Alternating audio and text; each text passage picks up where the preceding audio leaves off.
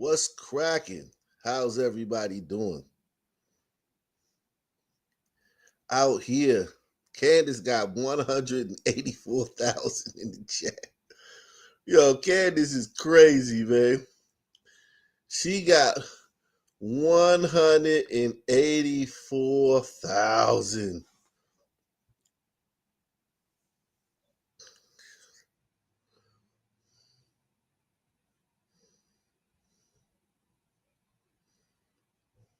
Shout out to Escalade, man. Some man always late. What's it? 6 minutes? 5 minutes, man? That ain't late, man. 5 minutes ain't late, man. 7 minutes is late. 7 minutes is late. Seeing Black Columbo on my notifications made me. Yeah, man. You know you gotta.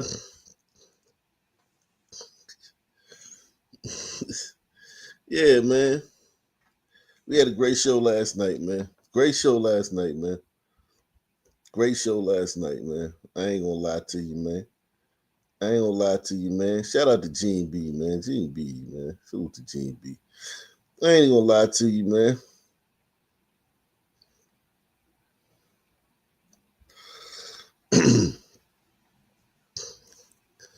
Candace Owens got 184K in the chat. You hear me? I might have to get in on that Charlie Kirk griff, man. That Charlie Kirk griff is got. She got 184,000 people in the chat.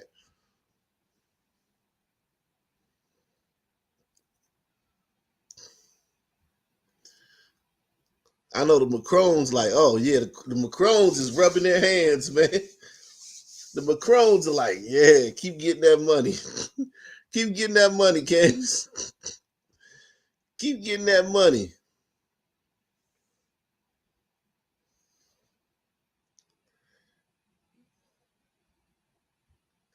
They're like, that's our money. That's our money. Keep going out there and getting our money, Candace.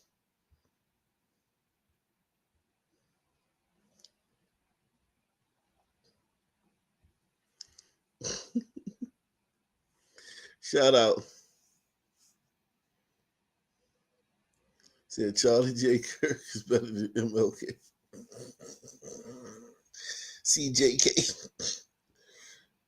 Yeah, that Candace out here killing it. Candace got 184 in the chat. Candace. The reason they stripped that and didn't put She the got date 189 now. that it was 2020. She got 189.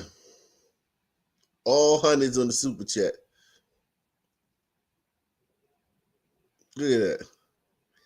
Look at that. That's just in the last probably 10 minutes. This is probably in the last.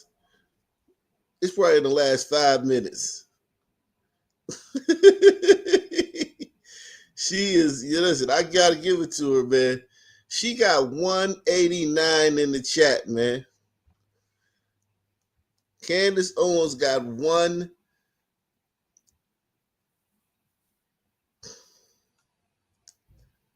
I might have to get in on this Charlie Kirk griff.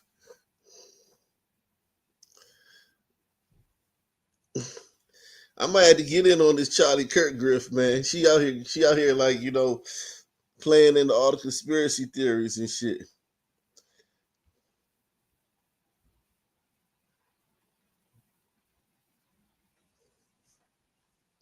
You gotta cover zebra murder sometime. Yeah, I heard I seen that before. Who was that? Frank Jackass Janksa. You gotta hit the PayPal in the super chat one time, man. You gotta hit the PayPal and the Cash App. You gotta support the channel sometime. What's his name? He say you gotta cover the zebra murder sometime. You gotta hit the PayPal and the Cash App and take the $5 challenge sometime.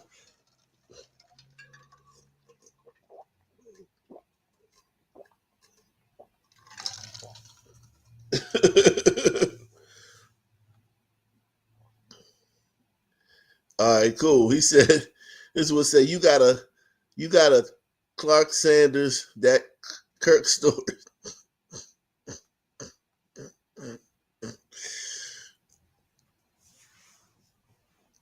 Yeah, I mean, the thing about it, I don't think it was a setup. I think the dude just killed him. I think the dude just said, "Yo, like, look at that. Look, that dude lives in that neighborhood." He said, "Oh shit, I got a good shot at him," and he took it. I think it's that simple. I literally think it's that simple. I honestly think it's that simple.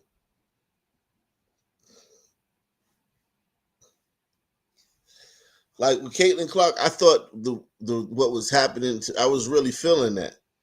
With Caitlin Clark, I was really feeling that. With the other stories that I was really feeling. I wasn't. I just think this is just a guy who knew how to shoot and took a shot at him, just like the guy that took a shot at Trump. Nobody's saying Trump was a side because he survived. Press one.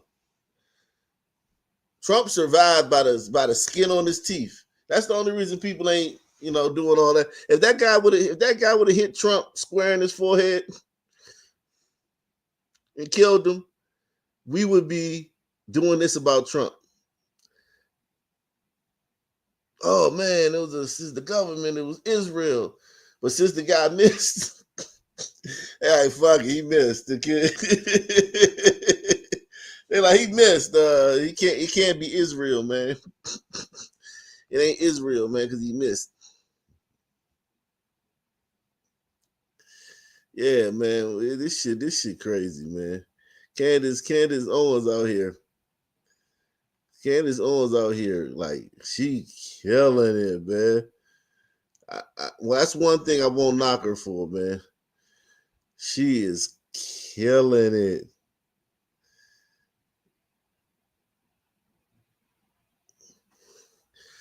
She out here.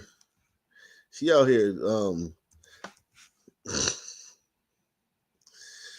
She out here fucking moonwalking on motherfuckers, man. 194 in the chat. Candace Owens got 194 in the chat right now. Talking some woman up there talking about some shit she don't know the first thing about. She don't know how to change. Listen, she don't know how to change a tire. She in there talking about exit wounds. Hey, let me just say,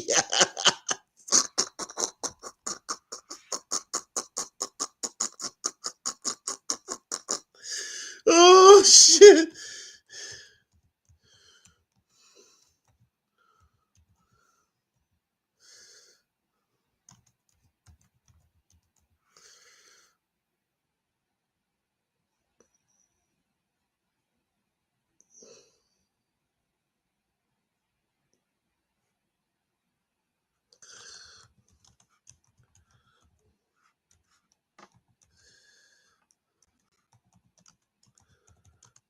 Salute. Everybody hit that like button, man.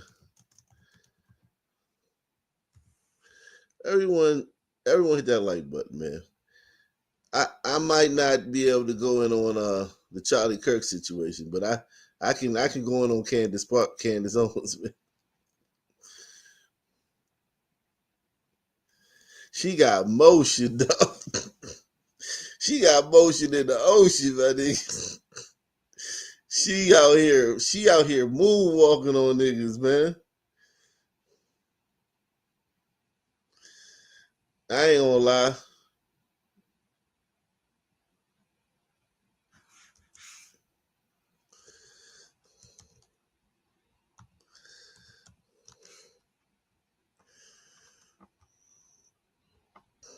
I ain't gonna lie. Candace Owens out here moving. She moving and she grooving, man. I ain't gonna lie. I don't like what she doing. I think it's tacky. But yo, She out here. She out here moving, man. She about to get to 2,000, man. He said that's God tier. Yeah, that's next level, man. Everybody hit the like button, man, so we can get like 40. So we can get let's get what we can get, man. Let's get the highs we can get. She is moving. See, I don't like what she doing, but god damn, man. I can't knock her for doing it. If it's getting this type of results, if that shit is getting this type of results, I ain't knocking her for doing it.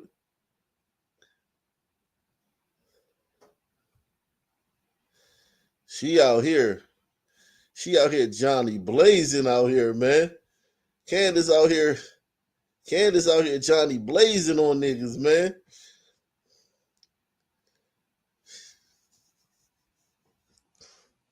She like the Backstreet Boys, man. She out here doing numbers like the Backstreet Boys.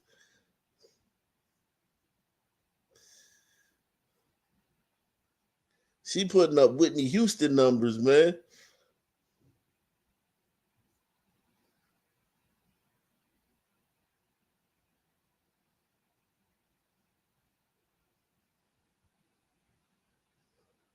She putting up Whitney Houston numbers.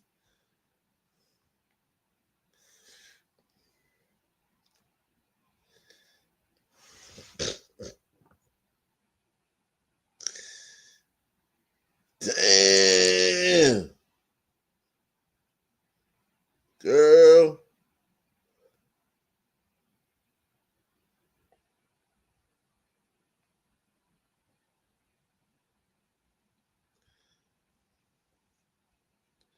She out here.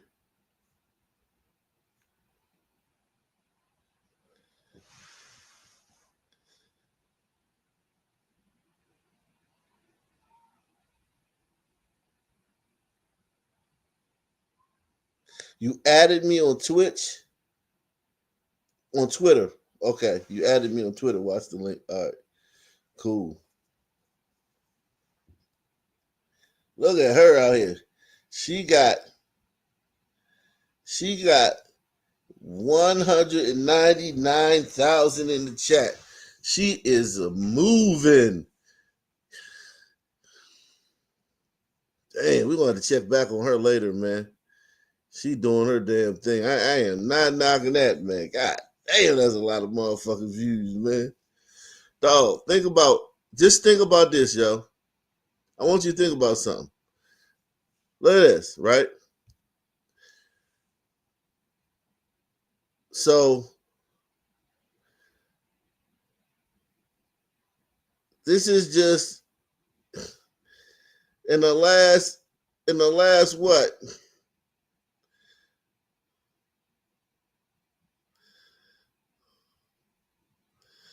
50. Yeah. 50. Look at all them numbers. Look at all that that's going across. And that's going across constantly. I wonder if she has it on members only. If she had it on members only, you might as well just call her God, man.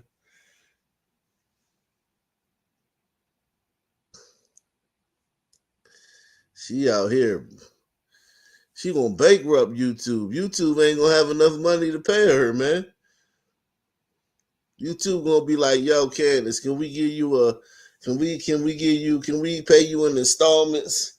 Can we pay you your AdSense check in installments?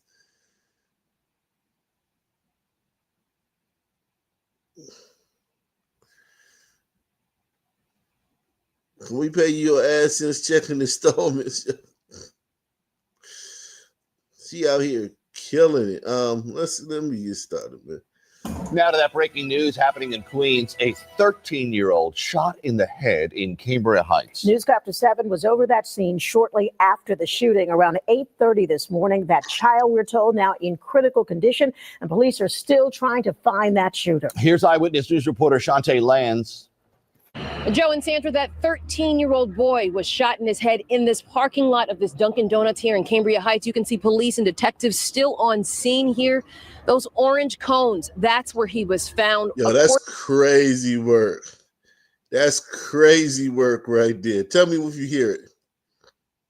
Joe and Sandra, that 13-year-old boy was shot in his head in this parking lot of this Dunkin' Donuts here in Cambria Heights. You can see police and detectives still on scene here. Joe and Sandra, that 13-year-old boy was shot in his head in this parking lot of this Dunkin' Donuts here in Cambria Heights. You can see police and detectives still on scene here. Joe and Sandra, that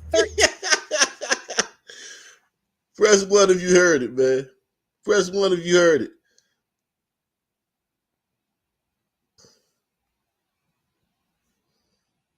I'm going to play it one more time.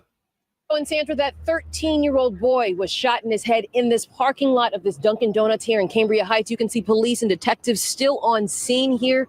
Those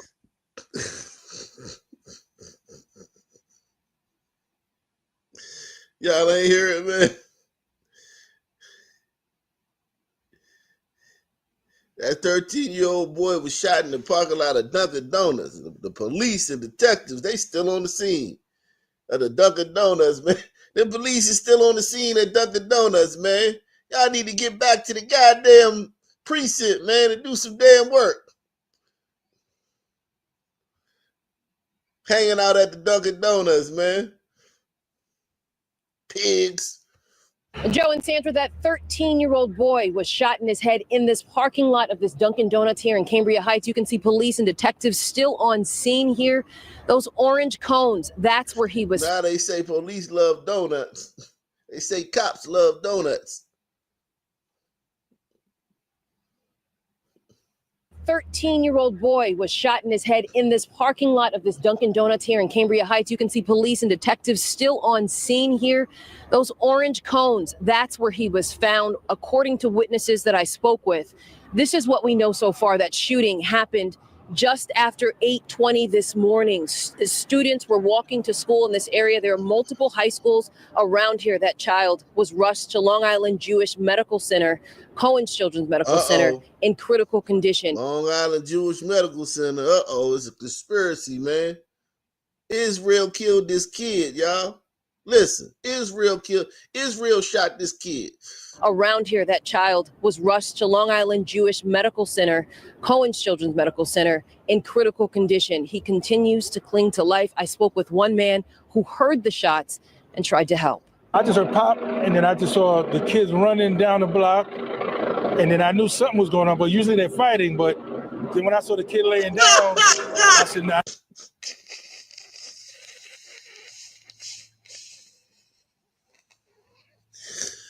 I just heard pop, and then I just saw the kids running down the block, and then I knew something was going on, but usually they're fighting, but then when I saw the kid laying down, I said, nah, that don't look right. And then I saw the ambulance come, and then they picked him up, and he didn't look too good. So, but they fight every day. Every day they out here.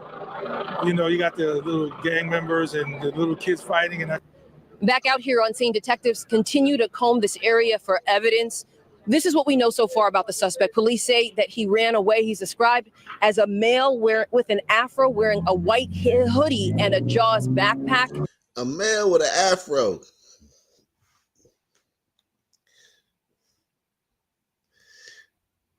So it's funny. Niggas won't help find this guy, right? Niggas will give the police no fucking information on this. It was a bunch of people out there. Niggas will give the police absolutely zero help on this. Trey Reed, the black dude that hung himself in Mississippi, you got niggas all over the goddamn world trying to solve that case. Niggas over the world are trying to solve the Trey Reed case.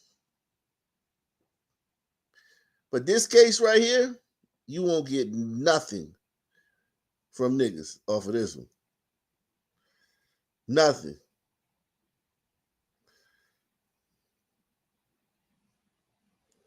Everybody hit that like button, man. Smash that like button. We're looking for 10 people to share this on social media. Can we get 10 people, 10 different people to share it on social media, man? How about that, man? How about 20? How about 20 people to share it on social media? If you share it, help us get closer to our goal. Share that video on social media.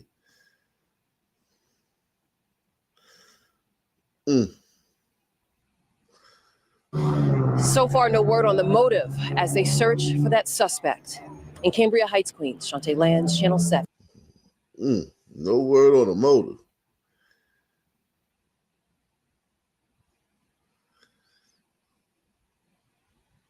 A police search for a group of brazen thieves who stole cash and other items from customers at a food truck in Patterson this weekend, and security cameras captured the entire robbery. The details now from New Jersey reporter Anthony Johnson. The food truck has... Think about if you've been online all day talking shit about Charlie Kirk because he's racist and arguing with conservatives all day, right? Think about that, right? You've been on the internet all day taking up for black people. You know, poor innocent black people. Charlie Kirk was a racist, man. He was racist towards black people. He shouldn't, you know, now they make sure they gotta say, he shouldn't have died. His death was horrific and horrible. But he was a disgusting person and he's evil and he sucks and everything about him sucks. But he shouldn't have died. And then you go out and then you go out to eat, get something to eat. Hun, let's go check out that nice food truck, man. Let's go get us some eats, man. I've been wanting to go to that food truck for a while, man. Yeah, hun. Hold on, let me get this last tweet in, man, about how Charlie Kirk is so racist and black people, you know, and black fatigue is the new N-word. All right, send. All right, honey, let's go to the new food truck, man, down the street, man. Let's go to the new food truck down the street, man.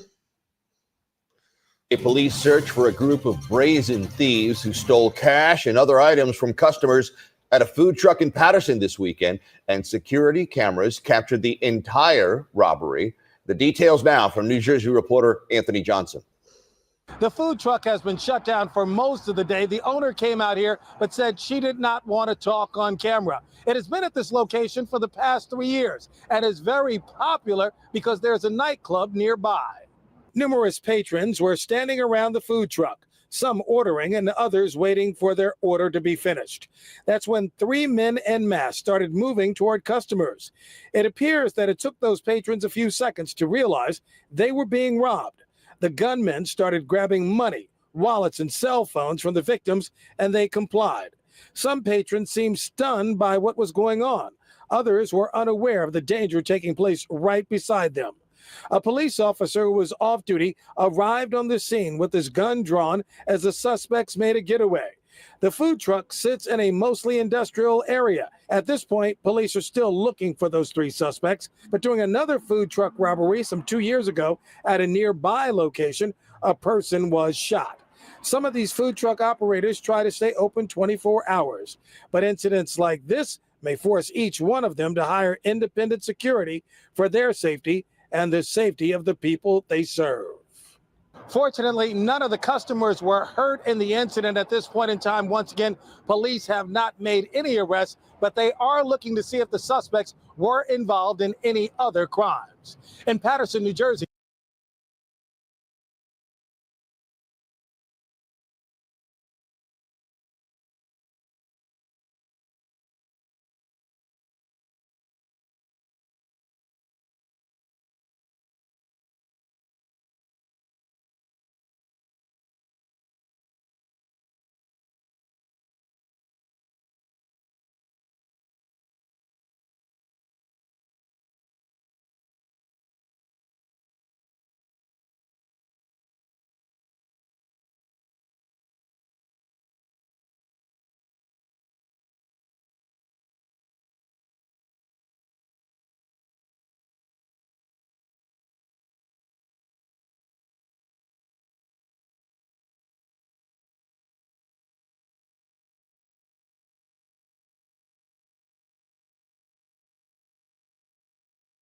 Salute to my man. Salute to my man. Salute to my man.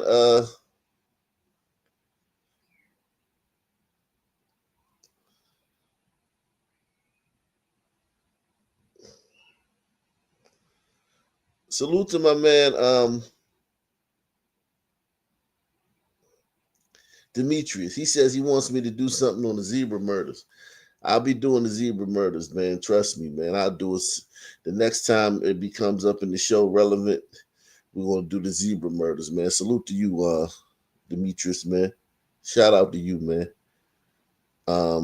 We're gonna do the zebra murders, man.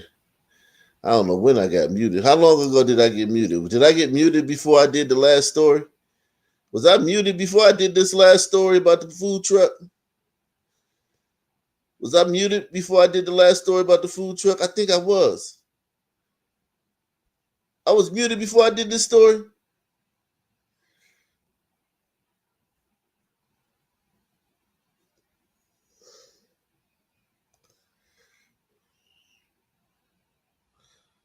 Oh, when I switched the screen. Okay.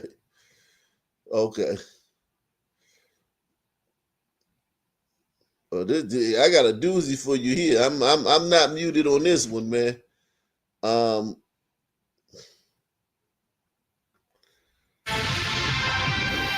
Baltimore police are investigating an attack on an elderly man in downtown Baltimore late last night. As witnesses reportedly told police, a group of juveniles was behind the alleged assault. Residents say crime involving young people has been frequent in that area. When the police are sitting there, I don't see anything happening. I don't know if it's because they think they're kids and we're not supposed to touch them. Fox 45's Rebecca Pryor spoke to several community members. And she joins us live with the frustration and update on this investigation. Rebecca. Yeah, Marion Kai, no one that I spoke with today had seen this Thursday night assault firsthand, but they've seen enough that they weren't surprised about it. As I was also saying, all of the convenience store managers in the area, they tell me that juveniles cause problems here almost every single day. It happens here. Damn. Saying all of the convenience store managers in the area, they tell me that juveniles cause problems here almost every single day. Let me fix that for you, baby. Let me fix that for her. She messed up a little bit, and I want to help her out. Black juveniles cause problems there every single day. There, I fixed it. Press 1. Surprised about it. As I was also saying, all of the convenience store managers in the area, they tell me that juveniles cause problems here almost every single day. It happens here pretty much 4 or 5 days a week. In the heart of downtown Baltimore, just above the iconic Inner Harbor. It's just basically free fall. A group of youth reportedly wreaking havoc on this busy stretch of stores and restaurants. I've seen several assaults. Thursday night in front of the 7-Eleven on Light Street around 11:30. In a common assault, these kids are assaulting an elderly male. Baltimore police responding to several calls reporting a group of suspected juveniles, allegedly 5 boys and 1 girl, seen attacking an elderly man. Surviving in multiple calls now in reference to same. At one point, the chaos reportedly moving next door. And all they're saying the same thing, people assaulting the middle. Now they're saying inside the parking garage, but no level. But by the time officers arrived, the suspects were gone and no arrests made. As for the victim, police say he was taken to an area hospital with non-life-threatening injuries. Across the street, I mean, every day we have to call 911. The manager of this Dunkin' Donuts asking we not show his face, citing safety concerns. 20-25 kids you will see them every day. Assaulting people, spitting on the people, breaking the glasses. The alleged assault doesn't surprise him. Damn, she's thick, huh?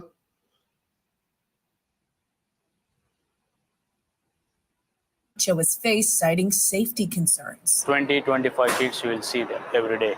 Assaulting people, spitting on the people, breaking the glasses. The alleged assault doesn't surprise him. In the last 2 months, he says kids have shattered his front door 3 separate times and are constantly stealing from and vandalizing the store. It's very hard for us to run the business. We need some At least police respond. There were no consequences for it. This woman, who didn't want to share her name for the same reasons, works at a nearby restaurant. She says she often avoids the area's convenience stores, even if police are outside. There is an alarm system out there that goes off every night that says no loitering, no loitering, no loitering. They don't care about that.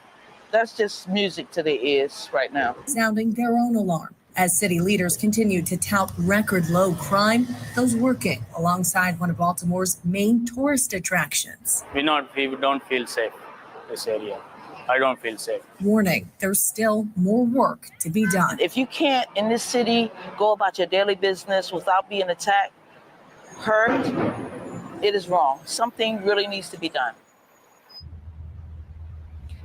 Now, today I asked Baltimore police if they're aware of these concerns, and if so, what are they doing to address them? But I did not immediately hear back. Reporting live in Baltimore City, Rebecca Pryor, Fox 45 News. Jeez.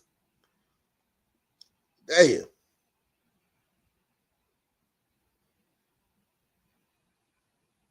Damn.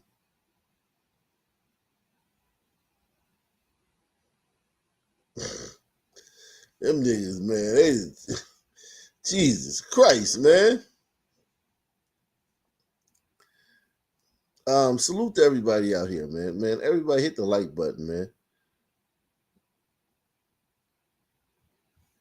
We're going around the country, man, seeing what these Negroes is up to. Seeing what these Negroes is up to.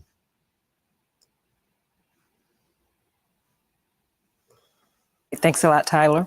New at 4, mobilizing in Memphis as the city prepares to see National Guard troops. The mayor of Memphis says he's meeting with leaders in Washington, D.C. to learn about the Guard's role there. Mayor Paul Young says the work was framed around law enforcement, beautification, and homelessness services. Here's WRAG's Shay Arthur with a look at what community beautification could look like in Memphis with the help of the National Guard. Blight, trash, litter, whatever you want to call it, the city of Memphis and various groups have been working to clean up city streets and neighborhoods. But in the weeks to come, could we also see National Guard troops helping in those efforts as part of President Trump's Memphis Safe Task Force, similar to what happened in Washington, D.C., when the president deployed troops there as his administration pushed a crime crackdown. This is the third day of Task Force Beautification Project. Today, we collected approximately 40 plus trash bags with, as you can see, pieces of debris, some old tires. This video released by the D.C. National Guard highlighted a park cleanup, saying beautification is part of the bigger picture in making the city safe. This operation here, Task Force Beautification, bridges that other side of the mission. At a cleanup in South Memphis this weekend, Memphis Mayor Paul Young says he's been in communication with city leaders in Washington, D.C. As we look at how they model things there, I think it's an opportunity for us to look at how we model it here. The mayor says while city teams and other groups have already been busy cutting grass, picking up trash, and removing graffiti, additional support from federal partners will build on the momentum. We've had a lot of conversation with the officials in D.C. They worked with the National Guard to identify where were areas in the community that needed support around beautification, and they were able to coordinate with community groups. It's coordination Tamisha Yelder and Frazier says could make a difference. A lot of trash out here in Frazier. The community have been trying to keep up with it, but it's kind of still... The what? Could make a difference. A lot of trash out here in Frazier. The community have been trash out here in Frazier. The community have been trash out here in Frazier. The community have been trying. The community, the community, the community, the community, the community, the community, the community.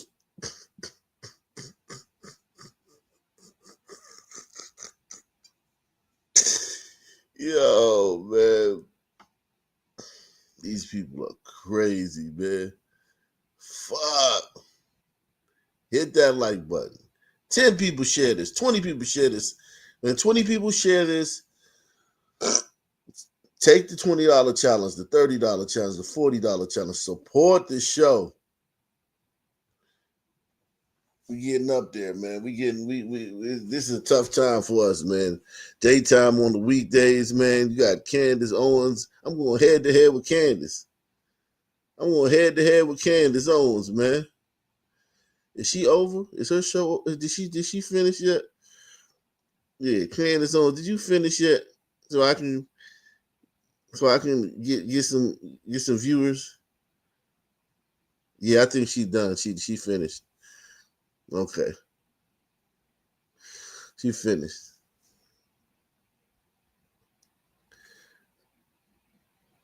The community. Frazier says could make a difference. And a lot of trash out here in Frazier. The community have been trying to keep up with it, but it's kind of still getting out of hand. A small business owner, she knows a safe, thriving community is key. Her message to the National Guard and other federal partners: don't come to try to scare us, come to try to help us. For your Shut the fuck up. They ain't coming to try. I hate black people, man. Press 1. I hate you niggers. Don't come to try to scare y'all. They literally come to try fucking help y'all fucking godforsaken black run city. Don't come here trying to scare us. You niggas ain't scared of nothing.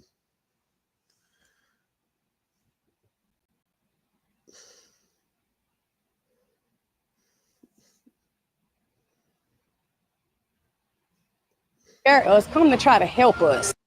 Her message to the National Guard and other federal partners: don't come to try to scare us, come to try to help us. For your news leader, Shay Arthur, WREG News Channel 3.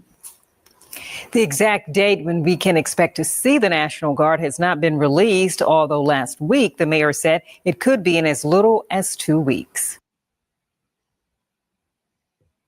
Joining Action News 5 at 10, I'm Joy Redmond. Following the announcement the National Guard troops are coming to Memphis, violent crime in the Bluff City has been a major topic of discussion this week, from our news desk all the way to the White House. Miss Community say that the National Guard is coming to scare black people. That's not what we hearing. Are coming to Memphis, violent crime in the Bluff City has been a major topic of discussion this week, from our news desk all the way to the White House. But tonight we are sharing what the people most impacted by that crime have to say. Action News 5's Garner Montgomery live in studio with words from the mothers of homicide victims. Tonight, I attended a town hall meeting for the families of homicide victims. They met with police officials here in Memphis and detectives and talked with the mothers who lost their sons to gun violence, a tragedy that they hope the National Guard can put a stop to.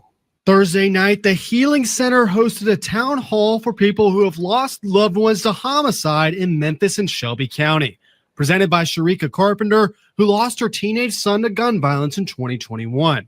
The turnout at this event was so large, they had to move to the larger sanctuary. So many other people had the same concerns that I had when I was going through this in 2021 when Braylon was murdered, not being able to communicate with the detective, not knowing what's going on with the case. Communicate. I guess they just say, that's how they say that word, communicate. Communicate. I was going through this in 2021 when Braylon was murdered, not being able to communicate with the detective, not being able to communicate with the detective, not being able to communicate with the detective, not knowing what's going on with the case, not knowing the resources that are available. Their Memphis police officials and MPD detectives listened to the grievances of Memphians who are waiting for their loved ones' cases to be solved. What they saw here tonight, I think it will make them a little more compassionate. They also. What the fuck is that woman's head? What's on that woman's head? So realize that tonight that the parents not going to let up. MPD officials share that they have made major strides in their investigative department, hiring more detectives so they can tackle more cold cases at a time. We don't want him in there where he can walk 3 years later, come back and look and see we did a rough job or made a bad ID. We want him put away, him or her put away for life. But as law enforcement in Memphis gets shaken up by federal reinforcement, These mothers hope the National Guard and company will do what was promised of them and end violent crime in Memphis. I do agree with them bringing in the troops for help. I wish they had done it a lot sooner. Maybe my baby and other families, kids would be alive. I mean, I'm not saying that they won't help us, but they need to figure out how and not make it worse. It's been so many promises. We've tried so many strategic things. I mean, I believe it when I see it. Memphis police declined to an interview with me at tonight's town hall. Reporting live in studio, Garner Montgomery, Action News 5.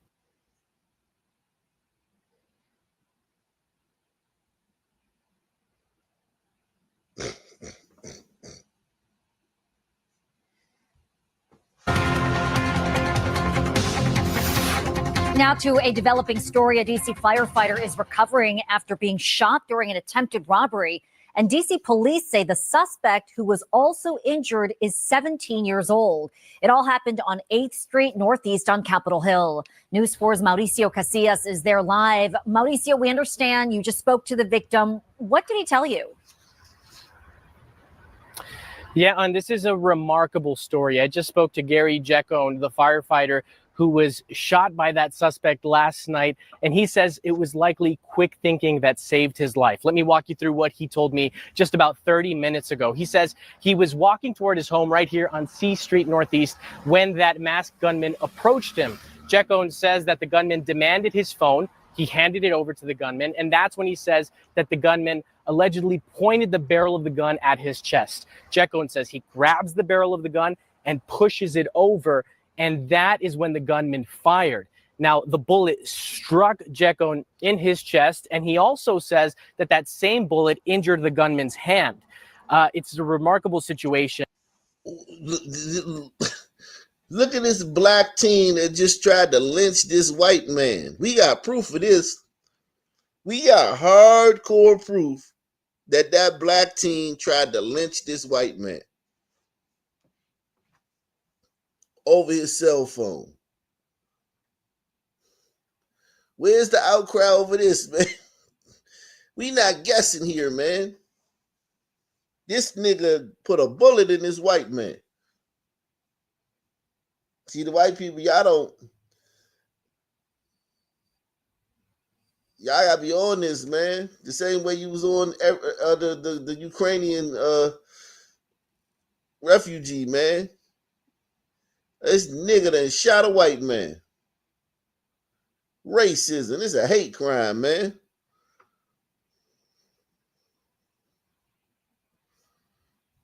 And he says the gunman then runs away after that. A couple minutes later, he comes back. Jekone says the gunman allegedly told him he was hurt and needed help. At that point, Jekone says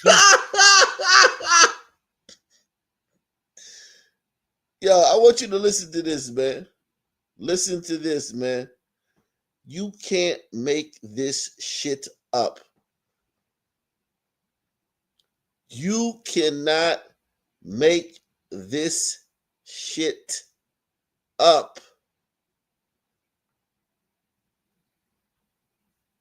demanded his phone. He handed it over to the gunman, and that's when he says that the gunman allegedly pointed the barrel of the gun at his chest. Jekone says he grabs the barrel of the gun and pushes it over, and that is when the gunman fired.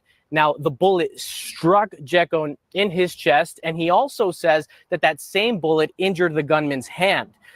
It's a remarkable situation. He says the gunman then runs away after that. A couple minutes later, he comes back. Jekone says the gunman allegedly told him he was hurt and needed help. At that point, Jekone says he's fearing for his life. So he picked up the gun that the gunman had dropped and fired towards that same gunman. He was not struck.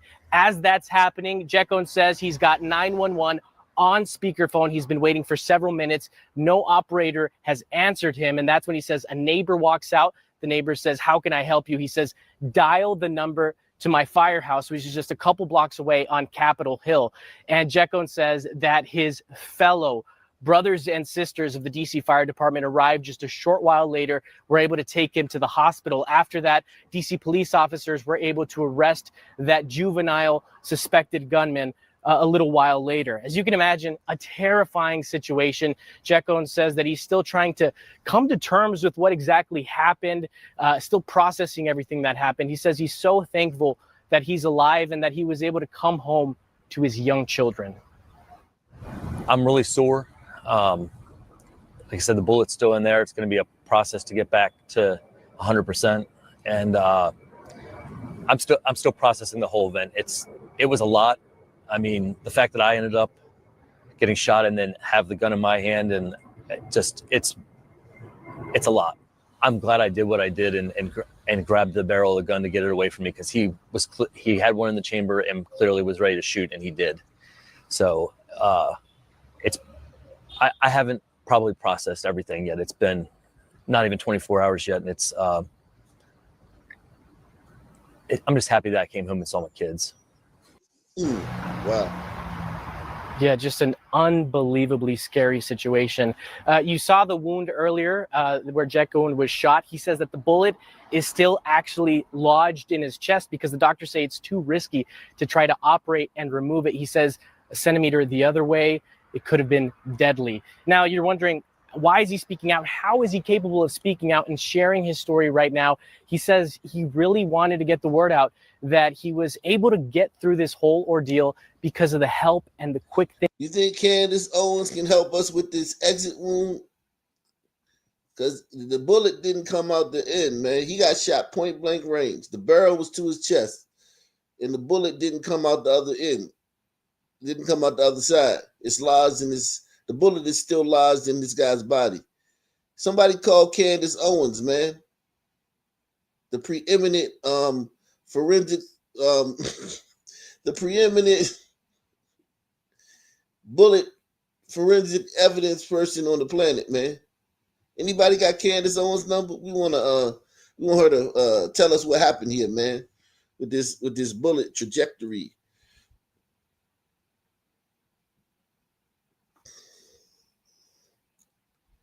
If anybody got Candace Owens' number, man, call her. Tell her this guy got shot and the bullet didn't come out the back. So we need her to tell us what happened here, man. Considering she's the number one, what's that shit called? The number one ballistics. She's the number one ballistics expert in the country.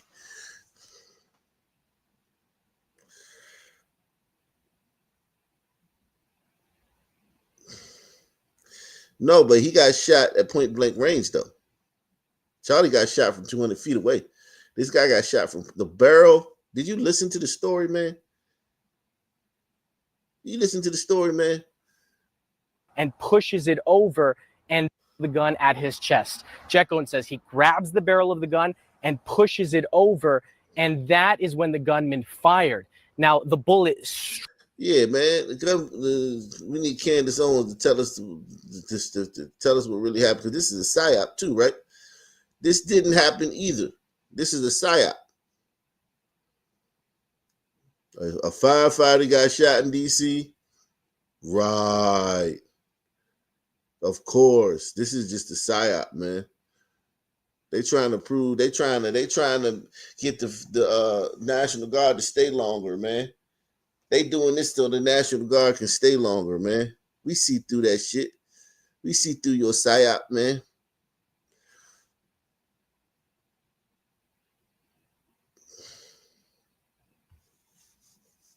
All right. Well, just as we say that, here she comes, Janine Pirro, their U.S. Attorney in District of Columbia, talking to the media about this. Zeke the Zekin talking here on Live Now from Vox after this shooting there in the district. It's not. Take the $5, the $10, the $20 challenge. Support this channel.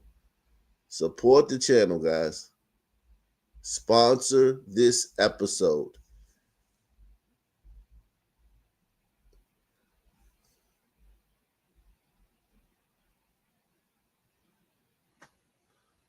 Go on. Right? No, it's just not right. All right. right. Thank you all for being here. We appreciate it. Shortly after 10 p.m. this past Saturday night, an off-duty firefighter was on his way home. He is someone who worked with Engine 18. He was a father of two. And at that time, a 17-year-old approached him with a gun. He tried to rob him. He pulled out the gun and said, "Give me your phone." According to the victim gave him the phone and everything that he had in his hands. At that point, the robber, a 17-year-old, gave the phone back to the victim and said, "I need you to unlock something."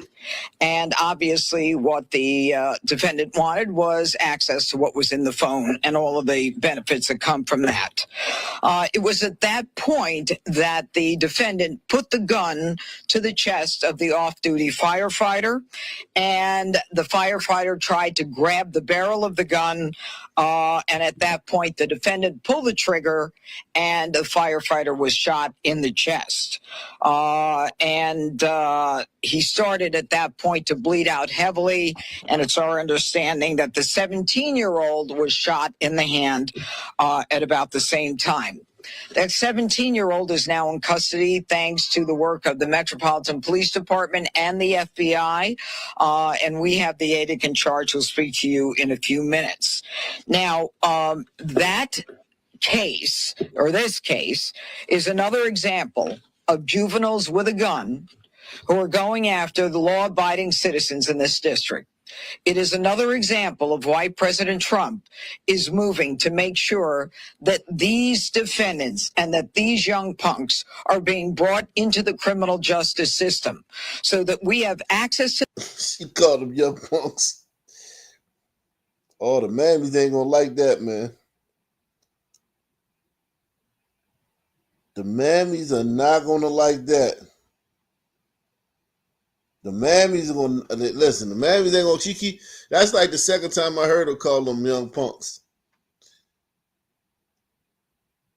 That's the fastest way to get the mammies mad. Talk about some criminals. Disrespect some degenerates. Disrespect some degenerates. That's like the fastest way to make a fucking mammy mad. Disrespect the fucking degenerate.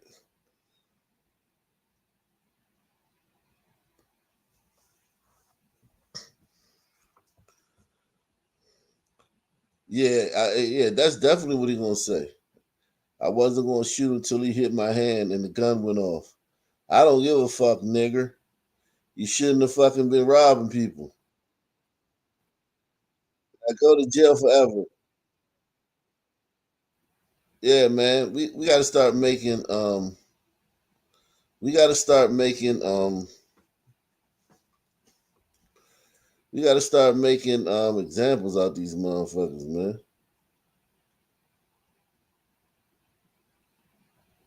We gotta start making examples out these people, man. Them so that we get a criminal record and so that we are able to identify them as the violent punks that they are. Now, on this male, this 17-year-old, today stands charged with armed robbery while possessing a firearm in violation of 22 DC Code, Section 4504. He is also charged with the possession of a firearm during a crime of violence, and he is charged with aggravated assault while armed. This case is going to be prosecuted in the D.C. Superior Court, where there is a mandatory minimum for these charges of 5 years. And as we speak now, the defendant is being presented in the Superior Court. Now, a mandatory minimum of 5 years. So he got to do at least 5 years.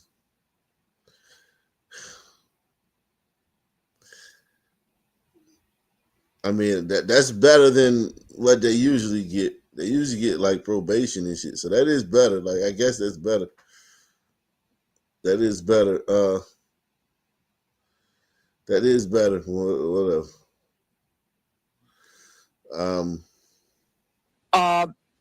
This is a very sad commentary on what's gone on. As a result of the surge, we have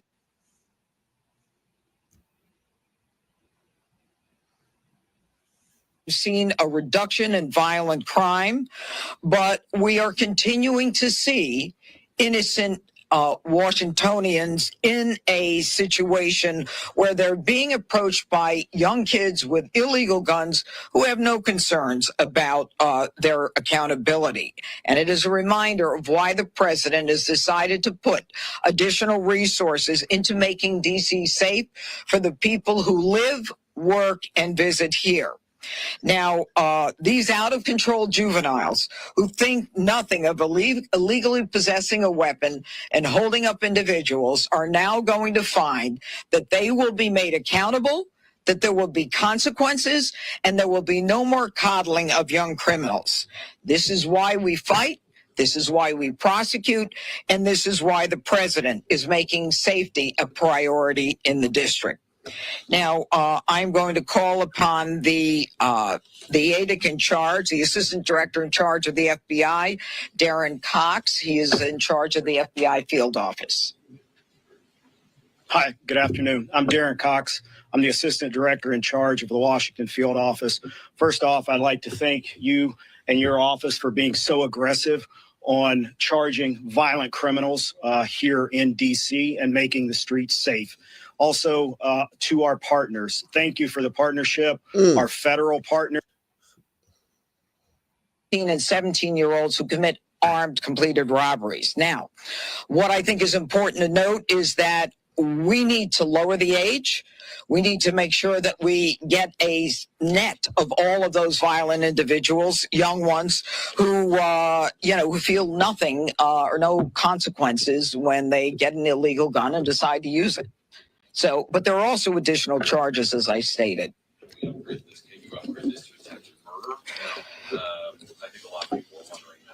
Well, the aggravated assault while armed is probably the most serious we could do. Attempted murder is not covered under Title 16.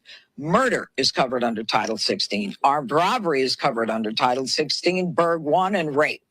Okay, those are the four. Okay. The issue was also that it took a long time for him to get in contact with 911. He actually had to call his fellow firefighters to come help him.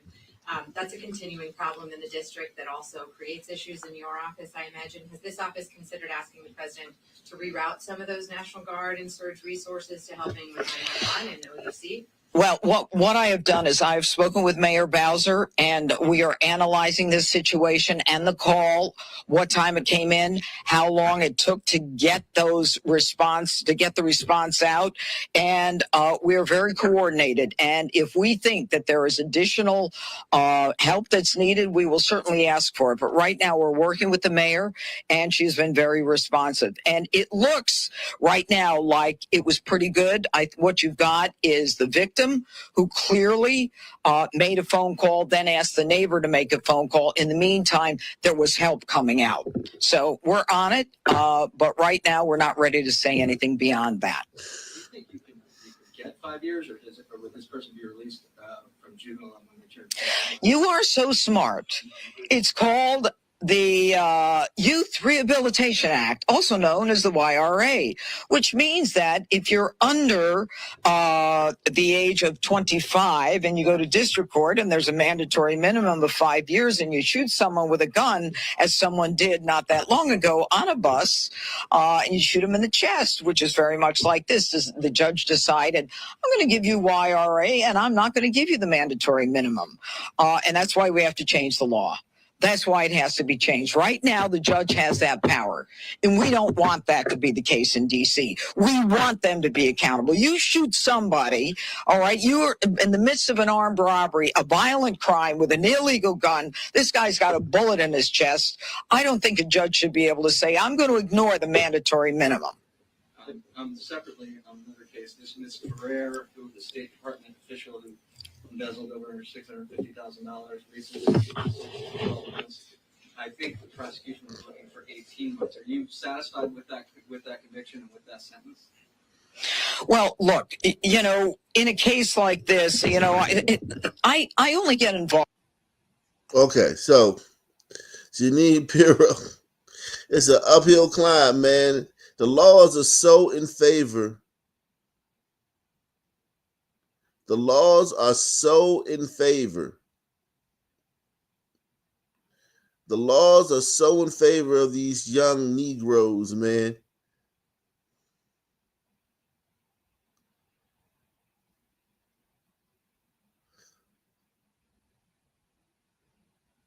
It takes time, man. It's going to take time to roll that stuff back, man. It's going to take time to roll that stuff back. It's literally like they sitting in the catbird seat, man. Sons are sitting in the catbird seat, man. Did you hear about this yesterday? Who heard about this, man?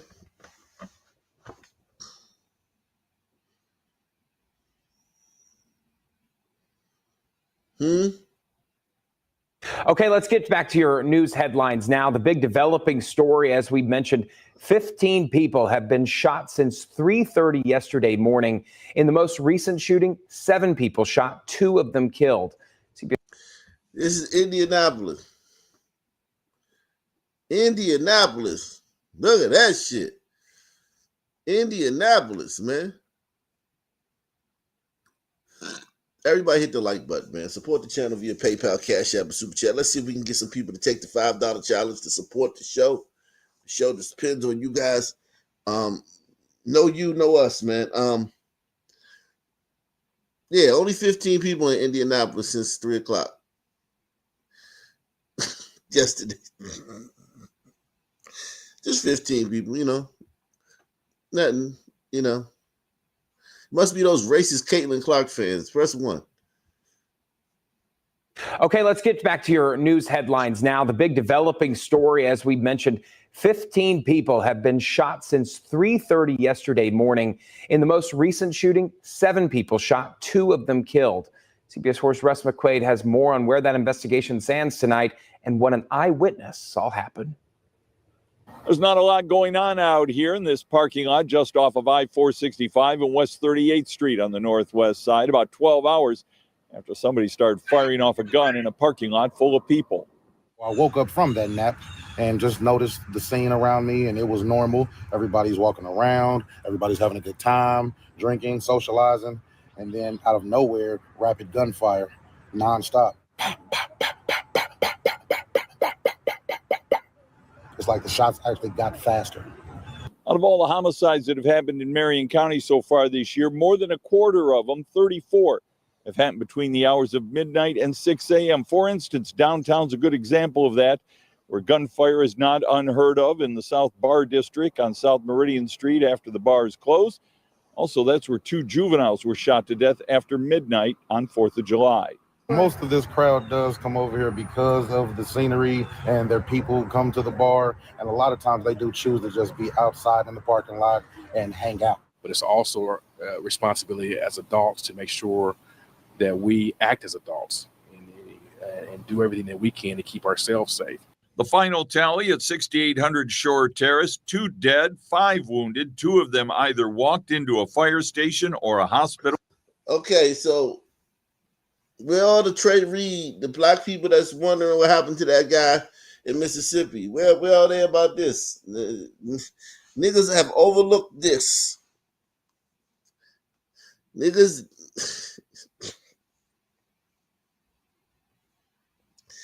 Yo, mass shootings, 5 people shot, two people, nobody in custody. They don't have nobody. Think about that. They don't have anybody. Somebody did all this and they're just out there. And the black community is not going to be, you're not going to see 1,000 TikToks from niggas trying to solve this case. You're not going to see 1,000 TikToks from fucking white liberals claiming they know what happened here.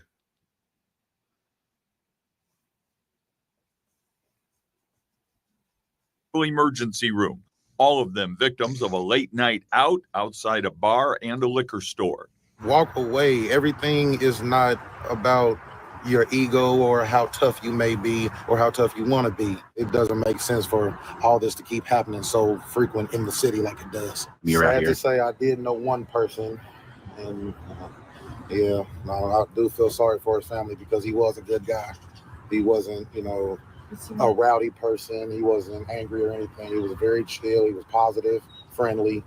There are more than a few surveillance cameras out here. Maybe one of them captured video of the shooting, the aftermath, or somebody fleeing the scene. On the northwest side, Russ McQuaid, CBS 4 News. Wow. Just think about that, man.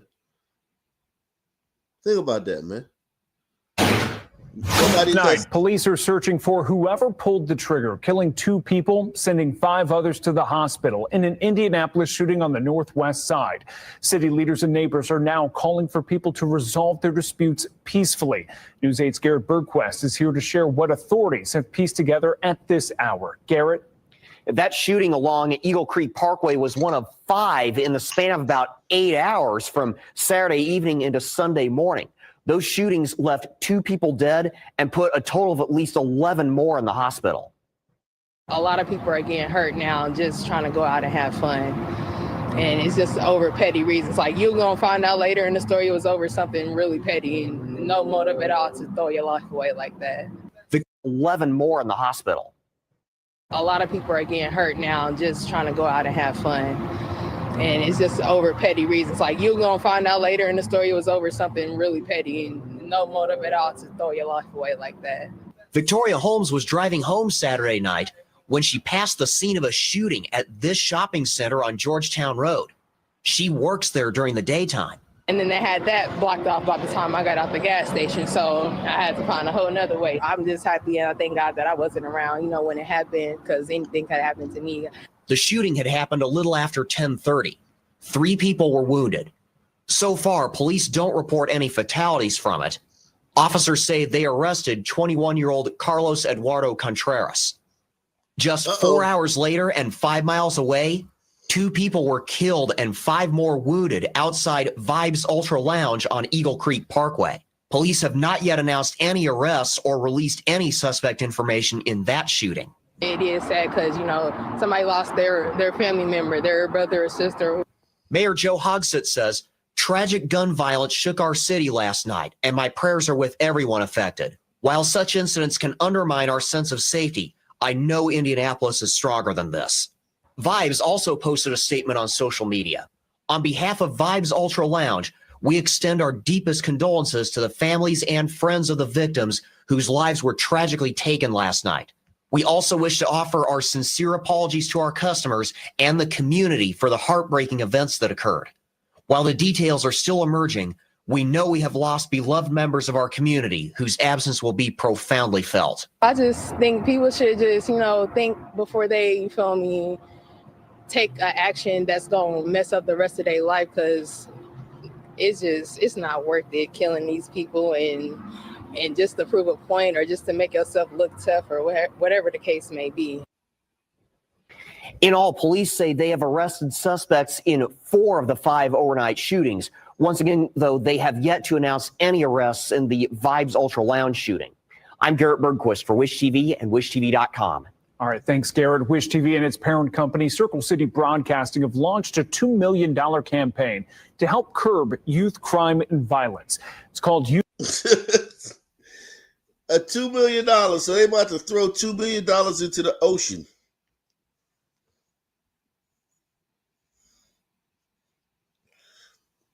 They're about to throw, I feel sorry for, what's this? YATVAC? This must be a hell of a tax write-off, man. This got to be a hell of a tax write-off. This got to be a hell of a tax write-off.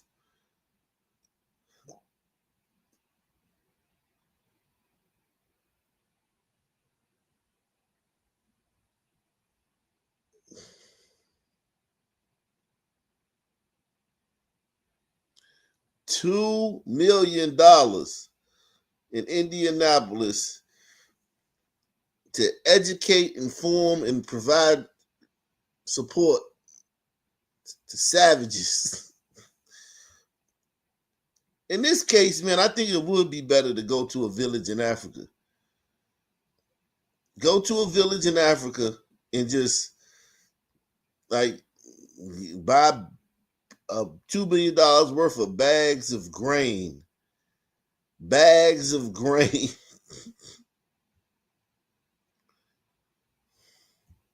And just drop them shits in little villages. You'll get more out of that than you would this. You're not going to get anything out of this.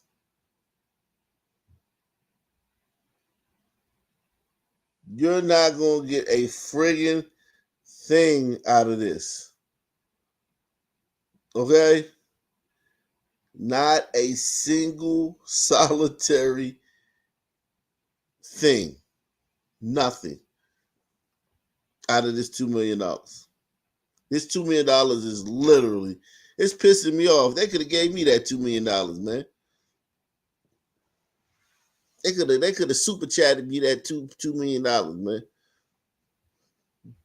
TV and its parent company, Circle City Broadcasting, have launched a $2 million campaign to help curb youth crime and violence. It's called Youth Alternatives to Violence and Crime, or YATVAC. Our company is using its platforms to educate, inform, and provide support to kids and teens, as well as their parents, grandparents, and caretakers. This will be done through nightly curfew reminders and providing a growing database of online resources.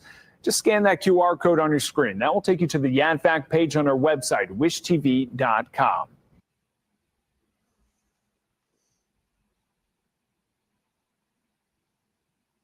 With separate investigations are now underway for two murders. They're both happening in less than 24 hours apart in the same small town in Union County. 7 News' Scarlett Lizjak joins us live with the latest on the investigation. Scarlett? Police say within 24 hours, 2 homicides occurred in Union County. The latest happened at this gas station behind me. A day of violence has gripped the small community in the city of Union. The Union Public Safety Department is investigating 2 murders occurring less than a half a mile apart. The first happened Tuesday morning on South Mountain Street. Police say they discovered the body of 67-year-old Charles Crosby with a gunshot wound. Did you know him? Yeah, real well. The person who they say that died was a good person, you know. Was a good person. Timothy Smith tells us he's lived on the street all of his life. This whole street, my grandma lived there in the house right here behind the tax place for like 30 years. My granddaddy stayed across the street out there. This whole street I know. Everybody on the street, all of them good people are close. That's why I didn't understand it, you know. So this is a good guy who got killed, man. I wonder if they have anybody in custody, man. Just don't. I never seen that happen. Later that evening, authorities were called to Dee Dee's Food Mart, this time over reports of a man shooting at people. Once on scene, officers say they found a woman with a gunshot wound. She was pronounced dead on scene. Stop the violence. I just want everybody to be peaceful and be together. Smith says this sort of violence is unheard of here. It's not even a bad neighborhood like how they put it out to be. If they give us these people around here much more to do or something, have something to do instead of just being trying to shut down everything and take everything away. Maybe it wasn't be none of this, you know. Police say at this point in the investigation, it is unclear if the 2 shootings are connected. Reporting live in Union County, Scarlett Lizjak, 7 News. Yeah, they are. The two shootings are connected. Both of them was done by niggas. Press 1. Scarlett, thank you for that report. No arrests have been made in either case. Authorities are urging anyone with information to contact the South Carolina Law Enforcement Division or Union Public Safety. Good evening. Thanks for joining us tonight. Breaking news update. A man and woman were found dead in front of a Greenville County home this morning. That's right. 7 News' Taylor Farmer has been following the developments all day. She's live right now with the latest. So Taylor, what have you learned? Amy and Gordon, the Greenville County Coroner's Office says Webster and Catherine Jones, both 84 years old, were found dead outside their home. The Coroner's Office says they were called out around 8 this morning. Their cause of deaths are a gunshot wound. Their manner of deaths are still pending. Very surprised, you know, because it's a quiet neighborhood. There's not really much going on here. A lot of older people. Yeah. So, and it's morning time. I mean, it's broad daylight. So to see, bodies out there, the first thing you think about, what in the world happened early this morning? And I remembered I heard the gunshot because I remember it was like she couldn't wait to cut him off and start talking. She was like, "Nigga, this ain't your moment." That nigga thought it was his moment to talk. He thought it was his time to shine. Press 1. This nigga thought it was his time to shine, man. He found out real quick, man. He found out real quick. This wasn't his moment, man. This was hers, man. Salute to Chili Most, man. He said, for the programs. Yeah, man. Make sure y'all support the channel via PayPal, Cash App, with a super chat. He found out real quick. That nigga was like, oh, I'm about to, nah, man. She ain't having it, man. It's her moment. Their manner of deaths are still pending.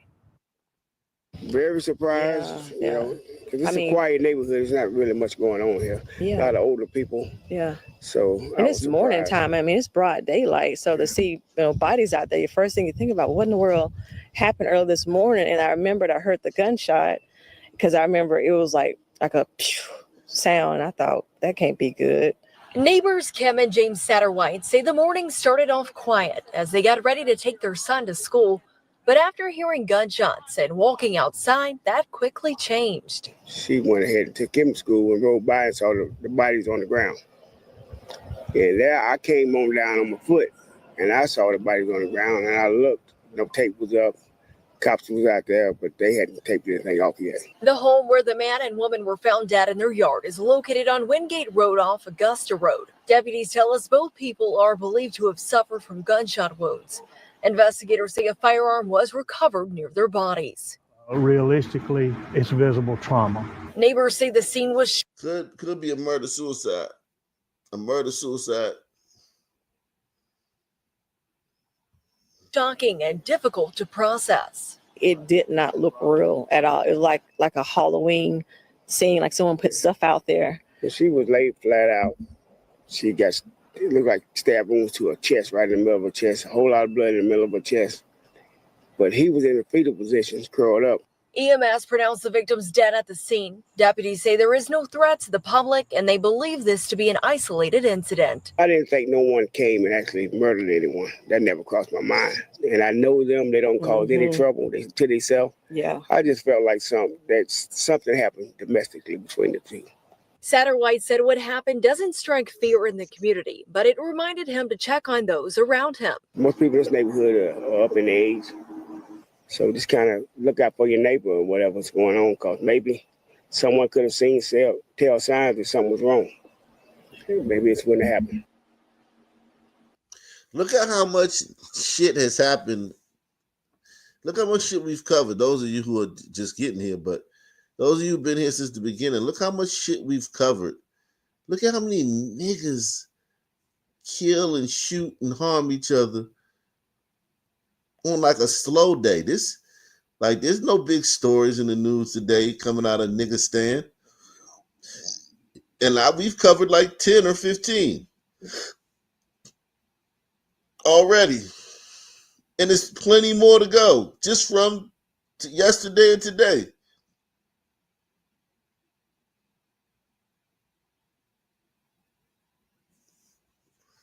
Shout out to Klaus from Low, man. Bodies first thing. Hard to believe.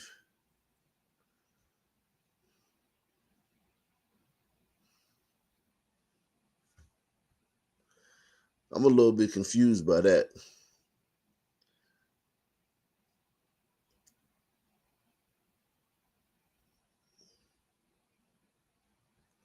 Salute to Klaus from Low. The coroner's office and sheriff's office says this remains a collaborative and active investigation as they work to determine exactly what happened. Live in Greenville County, Taylor Farmer, 7 News. All right, Taylor, thank you for that. Good evening. Glad you're with us tonight. A breaking news update. We have learned more about a deadly shooting that Anderson County deputies say happened at a home in Townville. Yeah, 7 News' Ariana Meadows has the latest on that investigation from the sheriff's office. Investigators say the man was shot and killed at a home on Highway 24 near Harry Davis Road. The call came in just before 10 a.m. The Anderson County Sheriff's Office and Coroner's Office spent hours collecting evidence. Investigators say 56-year-old Lauren Matthew Marones was shot multiple times. We're told the camper in the front yard next to the home is where the victim lived. Sheriff's Office. This look like some white crime right here. This is some white crime. Says evidence points to him possibly being shot outside of the camper. Our dispatch center got a call from actually the victim's boss saying that he had discovered the victim after coming to pick him up for work. So you can only imagine what goes through someone's head when they're thinking, I'm picking someone up for work, and then the next minute they discover this person who is not only unresponsive, but dead. The coroner's office says this is an ongoing investigation. There is no threat to the public. In Anderson County, Ariana Meadows, 7 News. Breaking this evening out of Asheville right now, fire crews are on the scene of a fire at a scrap yard. It's been burning for several hours now. Okay, so we're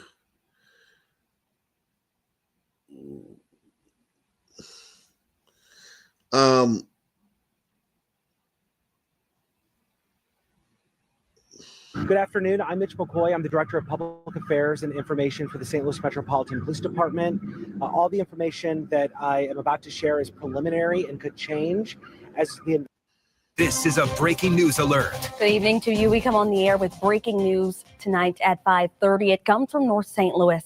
Right now, police are investigating a shooting inside a Schnucks as people were inside getting their Sunday afternoon shopping done. We have learned just in the last 15 minutes that victim is now dead. We are talking about the Schnucks near Union and Natural Bridge. Kimberly Donahue is there now. And Kim, we just got an update from police. Yeah, Morgan, right now, most of the parking lot at the front of the store is blocked off. It's a scene that's been growing all throughout the afternoon. St. Louis Metropolitan Police tell us they were called to the store just after 3 this afternoon. SLMPD says this was an isolated incident, not an active shooter incident. Witnesses tell us the shooting happened near the front of the store in the produce section, seeing a man with several gunshot wounds. People at the scene tell me it's normally a very busy time at the store, filled with people. Look at all these niggas. Look at all these niggas around, man.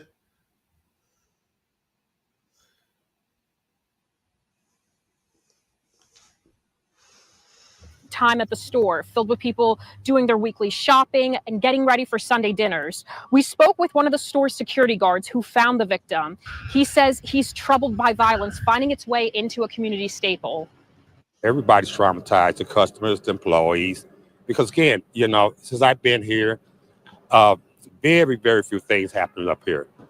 And we try to do a good job, like I say, watching the parking lot and the guards inside. I try to do a good job sort of making sure shoplifting and stuff like that. Yeah. But you can't predict random incidents that may have occurred in the community that bled back into the store. Police say no one has been arrested. Officers are still trying to figure out many. You can kill a nigga just about anywhere except for if you don't hang a nigga, nobody will care. That's why anybody who hangs a nigga is stupid, because that case is going to get investigated to the fullest. If you just shoot a nigga, your chances of getting away with it are great, man. Hey, KKK, man. Let me tell you this, KKK. If you just shoot niggas from now on, man. Shoot niggas and flee the scene. They don't got nobody in custody for like 90% of the stories I've done on this episode. Nobody in custody.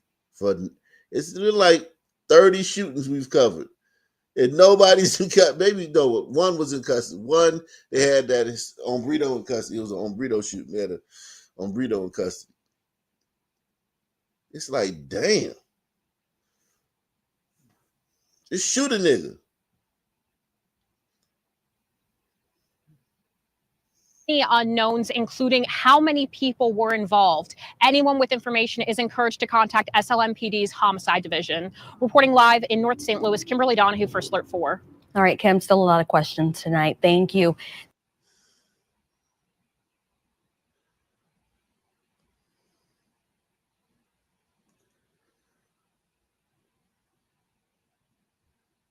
Big breaking news of the morning that we want to share with you. Man.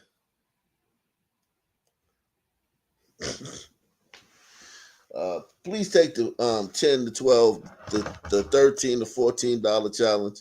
Support this channel. It's insane, man. Let's see if we can get somebody in custody, man. Let's see if we can get somebody in custody in here soon, man. What do you guys think? What are the odds that we get somebody in custody in these next couple of stories, man?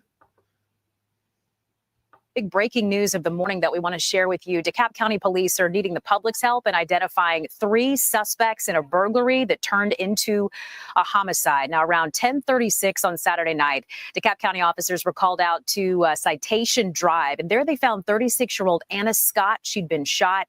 She was taken to the hospital. Deputies say she died there from her injuries. But police also found her Jeep just inches away from her front porch, and it had several bullet holes in it. Looks like she saw 3 suspects. Damn.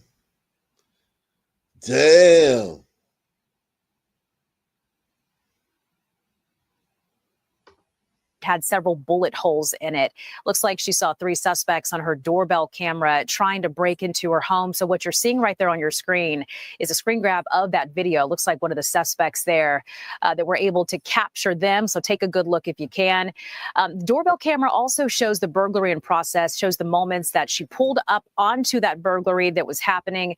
One of those suspects then opened fire. So deputies are asking if you have any information on this, you can reach out to police directly, or you can send an anonymous tip through the free Tip 411 app. You can also text DKPD to 847-411. That's followed by the anonymous tip. Again, what you're seeing right here, doorbell camera of that burglary in progress that happened at Citation Drive, the 3700 block of Citation Drive. A 36-year-old Anna Scott was shot in the process of this and died at the hospital. So again, police need your help in finding those responsible.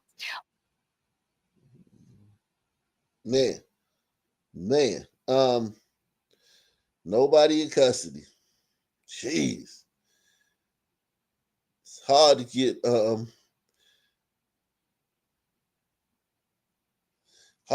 nigga in custody, man, for killing a nigga.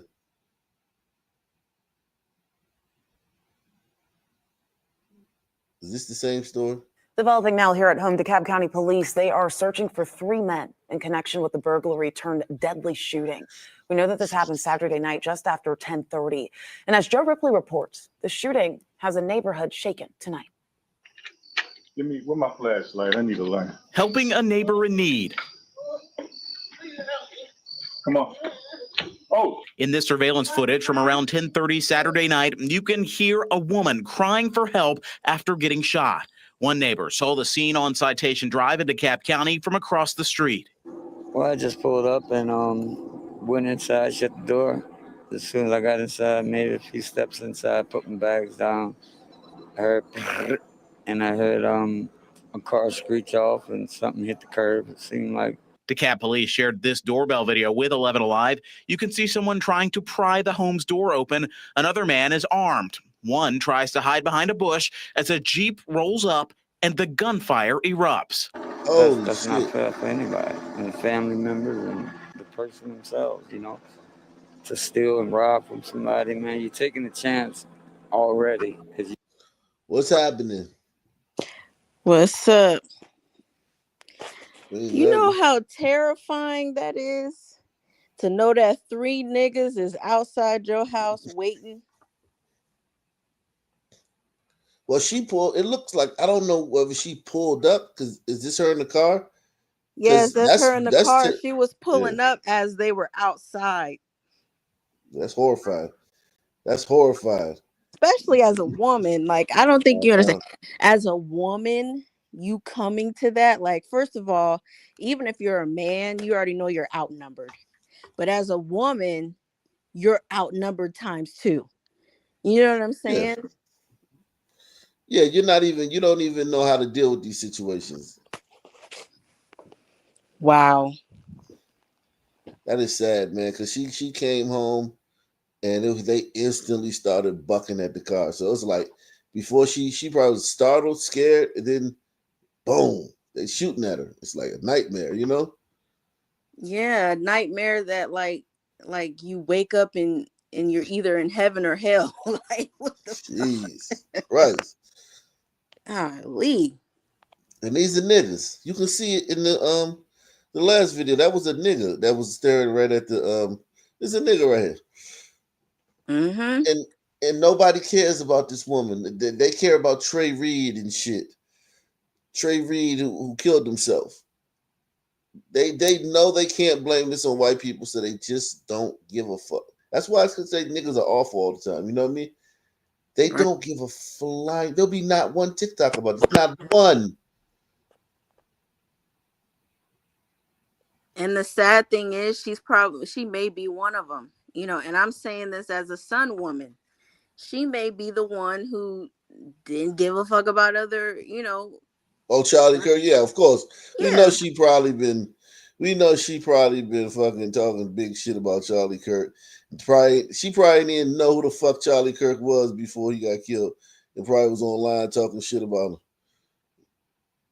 Yeah. But yeah, of course, we know that. But that's just a Sun woman. Like that doesn't mean like that's like saying a Sun woman got.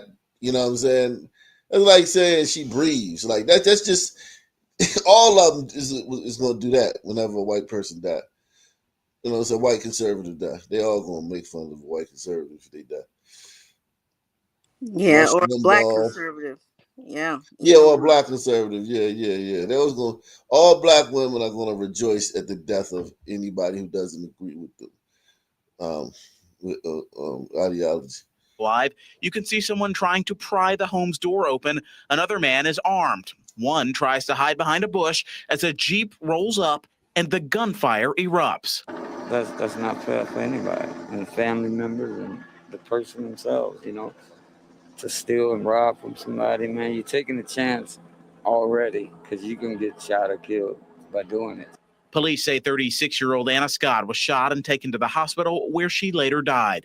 We spoke with neighbors who did not want to go on camera, but they told me they knew the woman who lived in this house and called her, quote, a beautiful soul. That's very shocking because this is a quiet neighborhood and nobody hardly getting in any trouble around here. Police are now looking for the 3 men in this video.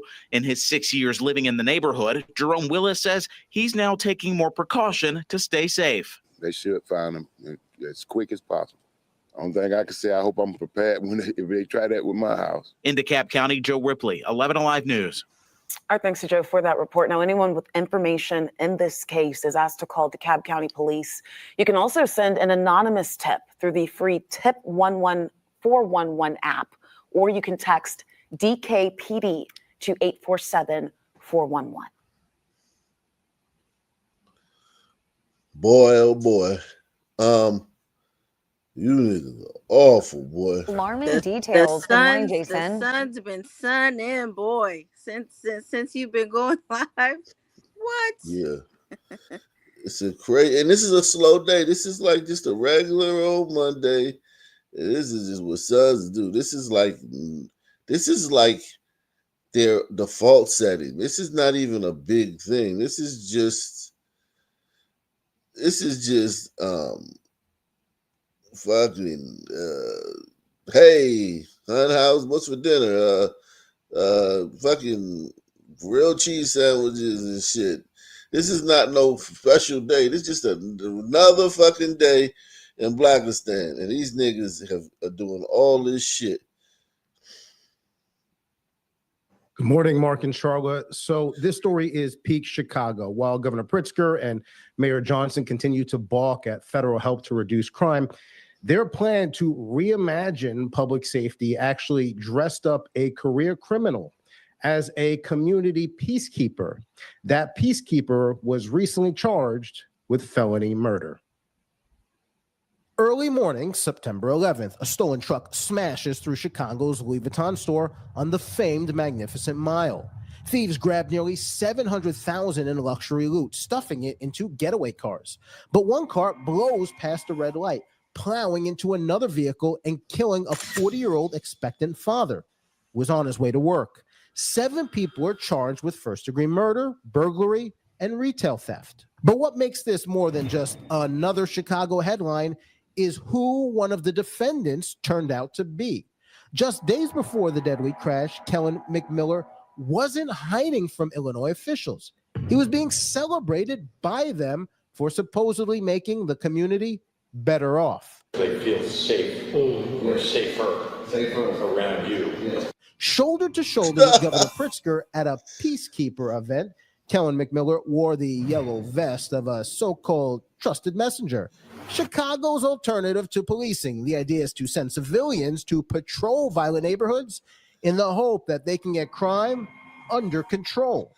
They're giving millions of dollars over the years to the Peacekeepers program, and I'm telling you that money could be better spent on police operations, police training. Finally, a glider says police, it. recruiting police. At the time of this is sad, man. I've been part of programs like this, man. I know y'all probably like you did everything. I mean, I've been part of a program like this, man.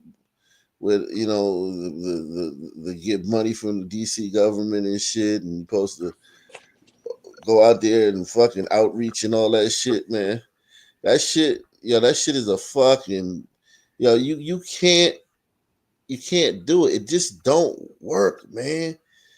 It don't work. Okay, like it just don't.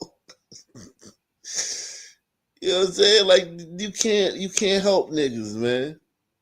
I think it might make it worse because it just, to me, I feel like it just houses a bunch of little niggas. Like it allows them to congregate, if anything, to come up with more schemes to do some bullshit.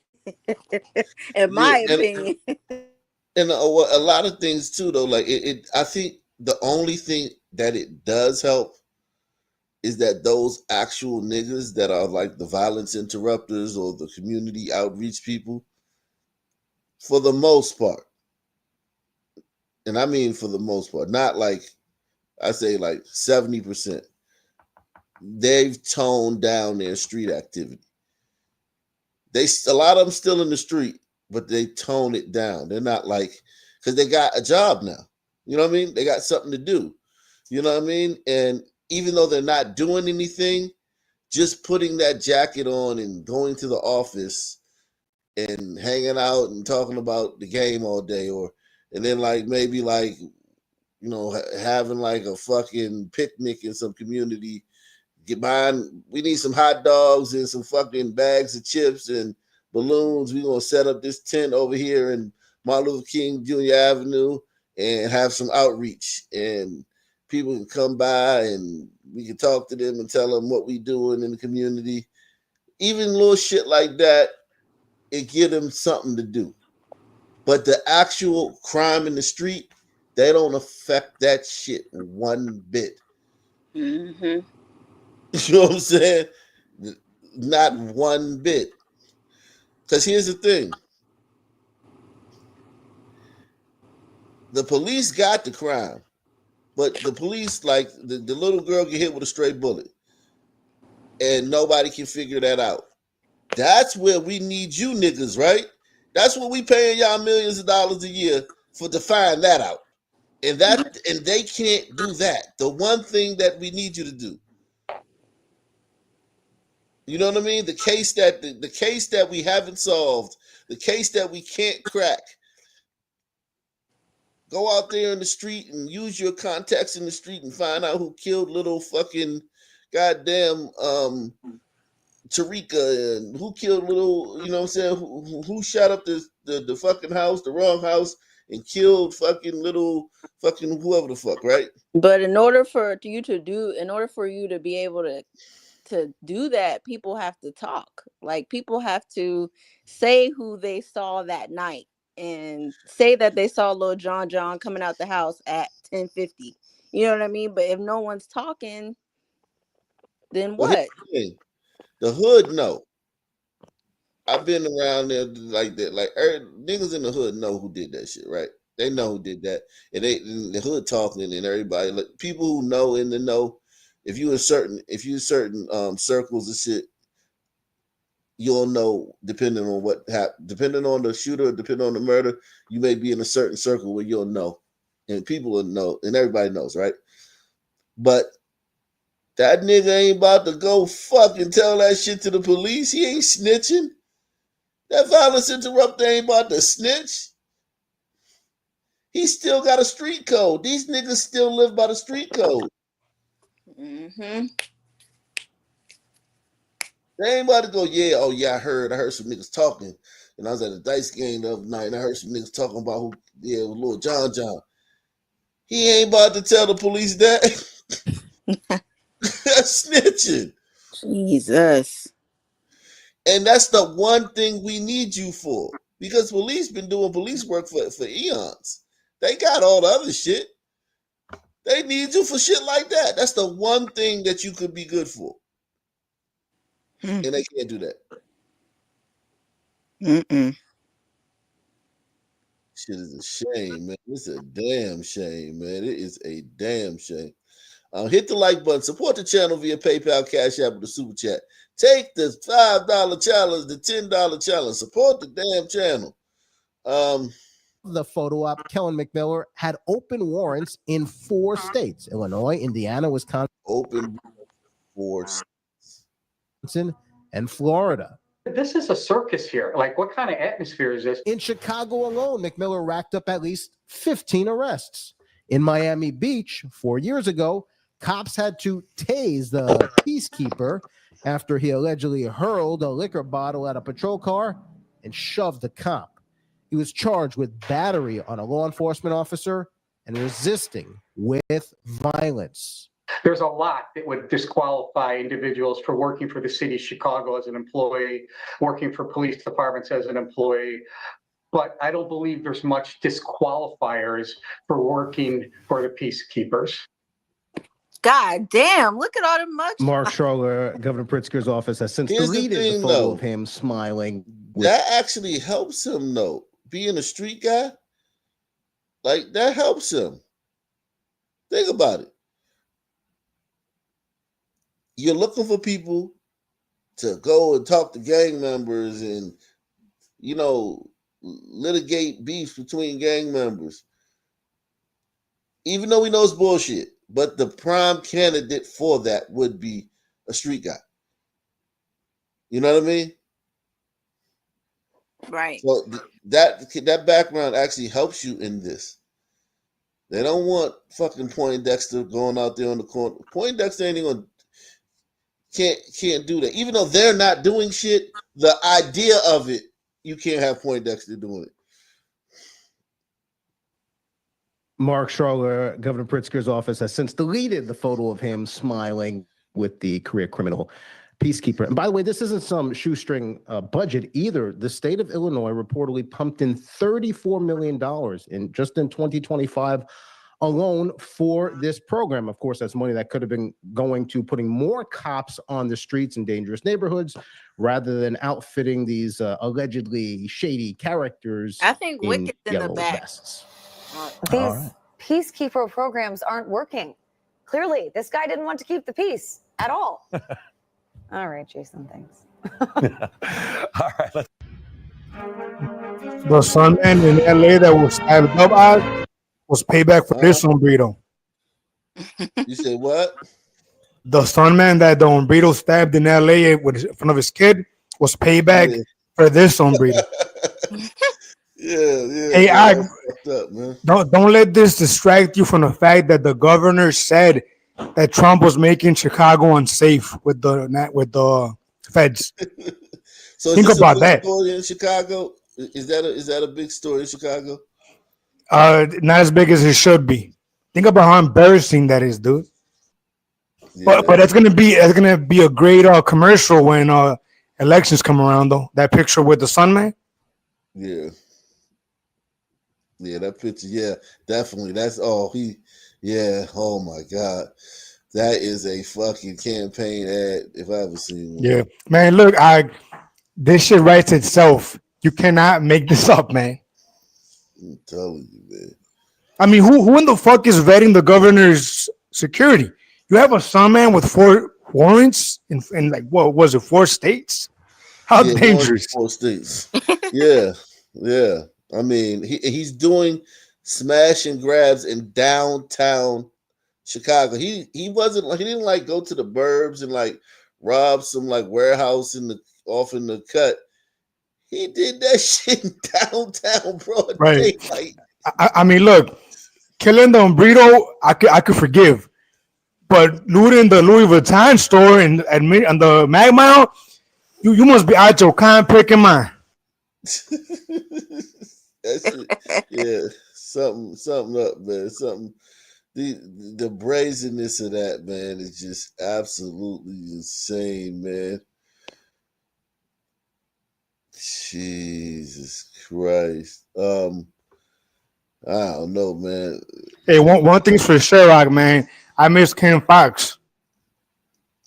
Oh, she's not the DA anymore? Oh, hell no. But she didn't run again, though. If she ran again, she would have got like what, 90% of the Sun vote at least. Yep. Crazy. The neighborhoods that were suffering the most, and don't get me wrong, like those neighborhoods are too suffering, but the ones that are suffering the most would have been the ones open hands giving it to her. Jeez. Him in the face. News out of Flatbush, where sources say an FBI agent was the victim of a random attack, and that sparked a chase to a nearby subway station. News 12's Daniela Rodriguez joining us from where it all ended. And Daniela, how did this all start to begin with? Yeah, Amanda, that's right. Sources tell us 27-year-old Darren McKenzie approached the FBI agent who was working on an active investigation this morning, punched him in the face, then took off. That's when we're told the FBI agent followed him about a quarter of a mile down Ocean Avenue, all the way here to the Parkside Avenue subway station, where McKenzie hopped a turnstile, and the agent was able to keep him here until officers arrived. Police say this all unfolded in front of 115 Ocean Avenue. We reached out to building management to see if they can give us the surveillance video that might have captured that incident. We're still waiting to hear back. Cops arrived very quickly and were able to arrest McKenzie inside the subway station. A longtime resident says mental health in the city needs to be immediately addressed for the safety of all New Yorkers. A lot of people are not mentally well. So that's why you have random attacks like that. They have issues. And oh that's Lord, what the she results one are of them. that, anybody, anytime can just, do something wild out. McKenzie is now facing several charges, including assault and larceny for jumping the turnstile. Sources tell me this is not McKenzie's first time being arrested this year, let alone in the past 3 years. As for the FBI agent, he's expected. We need to do something, except lock them up. Exactly. It's mental health is everything else, but what the fuck they did.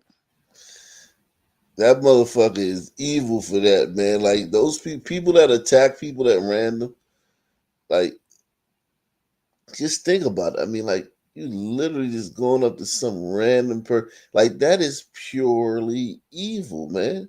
Yeah. You remember the Sunman act that went up to the Umbrito and rubbed shit all over her hair? Yes, Frank Abraqua. Yeah. Think about that. Yeah, I mean, he was walking around with a bag of shit. Let that sink in. I mean, that's worse than punching her, if you ask me. Yeah, that's worse than anything. That's worse than anything. That's worse than pissing on her. I know one thing, though, she better never say the song word even once. Yo, listen, she better not say R.I.P. Charlie Kirk. I know that much. Exactly. That's the one. She in trouble, man. Sons is not having that, man. The police search for 2 moped drivers who robbed another moped driver in broad daylight. News 12's Tim Harfman has the details from Concourse Village. That might be on Brito. We're told. On Brito. Robbers were riding one motorized scooter when they stopped a 31-year-old man, took his motorized scooter, and took off. It happened last Sunday around 2:30 p.m. near Clay Avenue and East 167th Street. Police say the two men approached the victim, stole his black 2025 Flywing moped, then rode away on both mopeds along East 167th Street. Police say one of the men was last seen wearing a black face mask and dark clothing. The other was wearing a black t-shirt and black pants. Residents say a robbery in broad daylight is nothing new. It's the new New York. Sorry.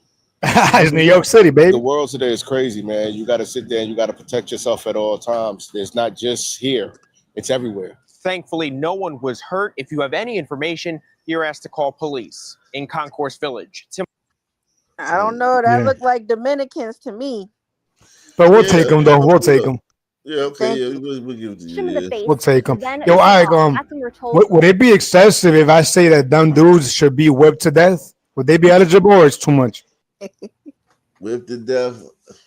You know, I'll put them. I'll put them on in line. I'll put them under whipped to death. I'll give him 25 I'm lashes. just tired of all these fucking clowns, bro. Yeah, I'll give him 25 lashes. And listen, a lot of people, you don't understand the psychology of that. Like, it's bad because, I mean, think about it. You're sentenced to that. Like, you're not like given that day. That's your sentence, right? All right, we sentence you. So, but we'll have quicker trials than now. So let's just say a week, right? Or a couple of weeks, or let's just say a month. The trials in a month, like not going through a year. Trials in a month. Boom. You get convicted. Boom. You're getting whipped tomorrow at noon. You got to go back to your cell and look at that clock and know that it's fucking noon tomorrow. How do you sleep? How does that guy sleep that night? Like, Yeah. like that's gonna be a rough.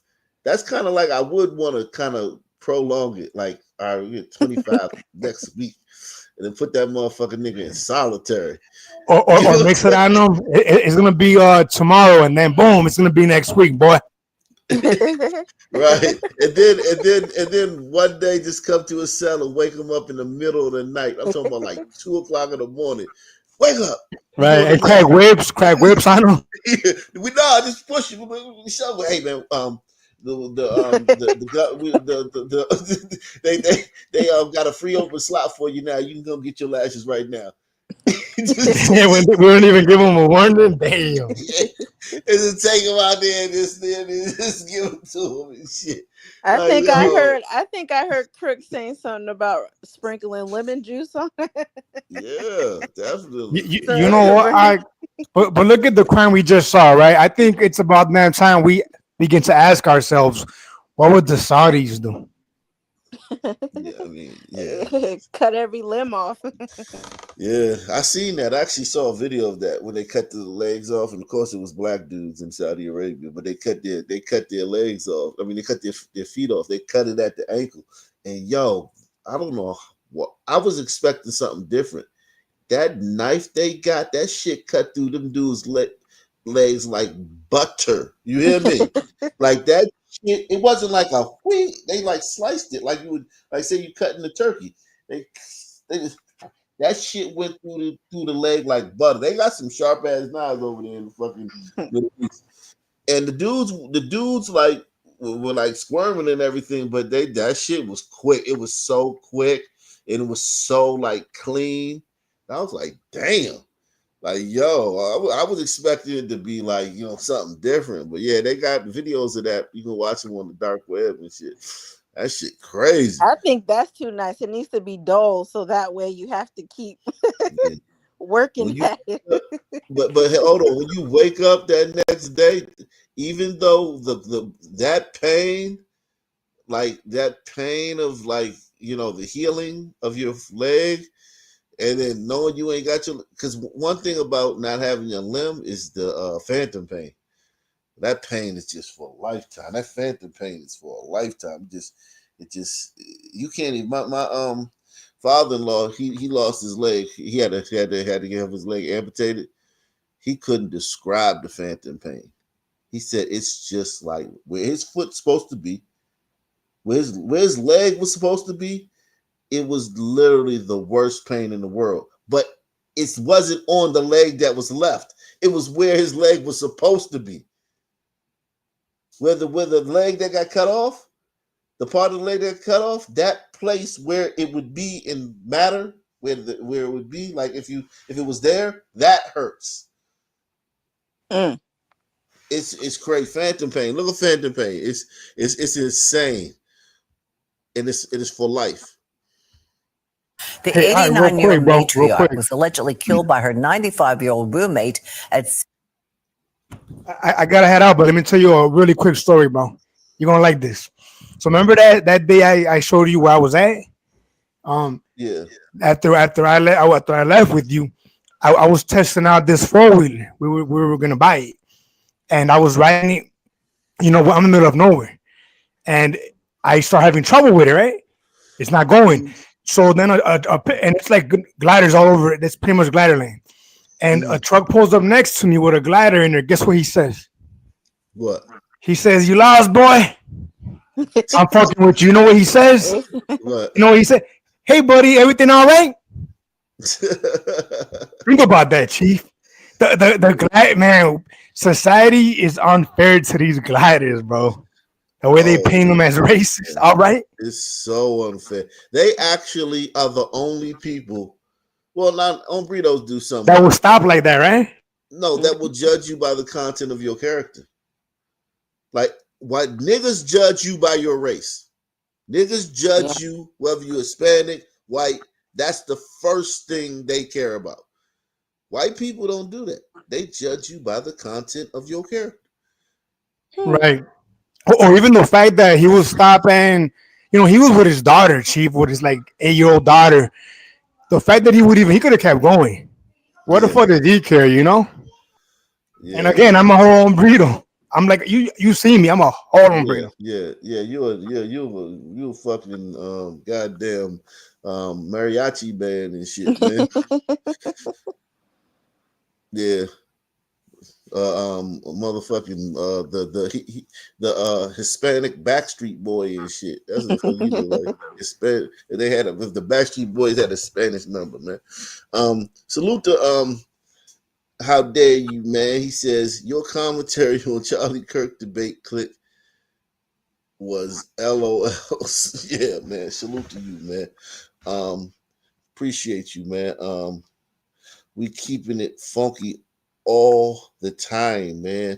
100% of the time on Black Colombo, Ock Nation, whatever channel you watching, and make sure all of you guys. Yeah, I'm slipping, man. I gotta put the thing in the I'm slipping like a motherfucker. Please subscribe to Black Colombo, okay? Subscribe to Black Colombo channel. Please subscribe over there. I want you guys to start going over there, man. That channel is and listen, you can either you can I made it easy because on YouTube you can just type in @Black Colombo. You don't even have to what you call it you don't even have to type in the www dot all that shit. @Black Colombo. That's the new channel right there. That's the channel right there. Subscribe over there, man. I would like you guys to start watching over there because I'm gonna eventually shift to that channel. I'm gonna eventually shift to Black Colombo, and I'm gonna be only streaming over there. Salute. Let me move along, man. You got a little feedback, man. JJ, on your microphone. Let's see. Woo. Jesus Christ. Seagate Rehabilitation Center. And now the family is demanding changes so that no other family has to suffer like they're suffering. Pixela's McGee Hickey is live in our newsroom with details. Good evening, McGee. Good evening to you, Katie. Nina Kravtsov was a much-loved mother, grandmother of 3, and great-grandmother of 8.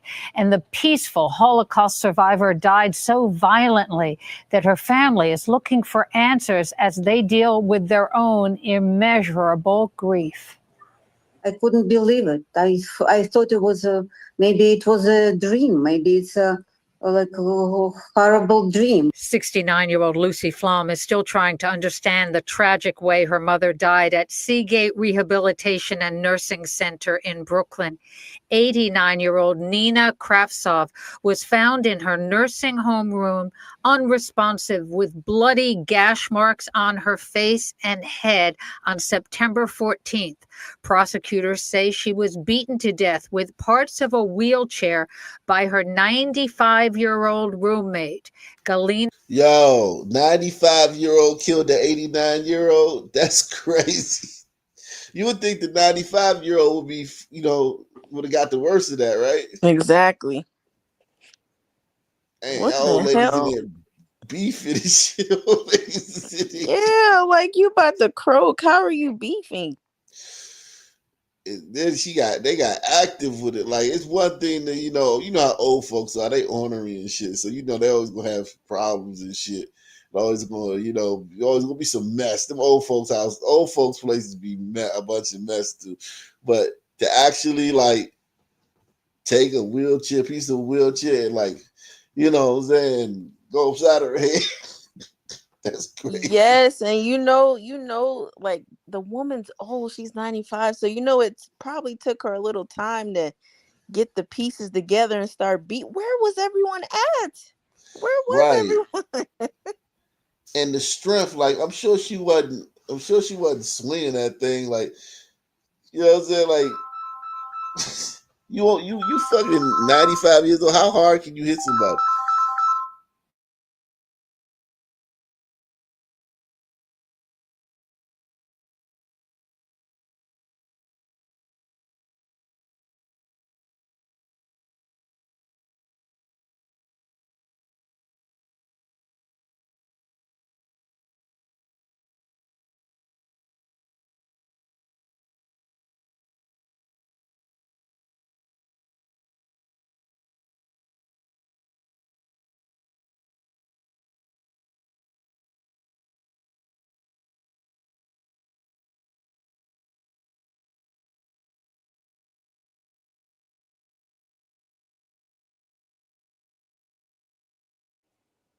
Rest in peace to the 89-year-old lady, y'all.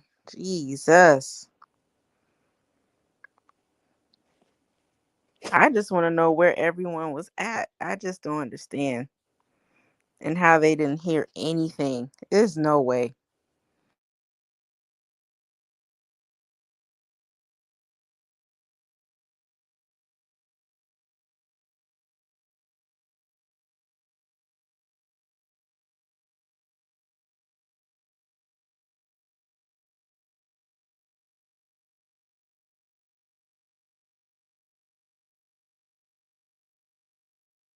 Yeah, all right.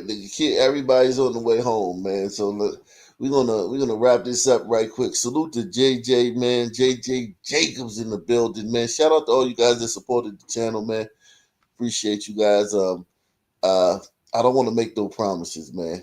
And I hate when I say I'm gonna come back tonight and I don't, because Yeah, spend time with your family. Peace out. We'll all yeah. get on another time. Yeah. A lot of times I say I'm gonna come back later on tonight, and I can't make it. But yeah, maybe be back tonight, man. Maybe I'll be back tonight, man. Salute to you guys, man. All right. Black Columbo out.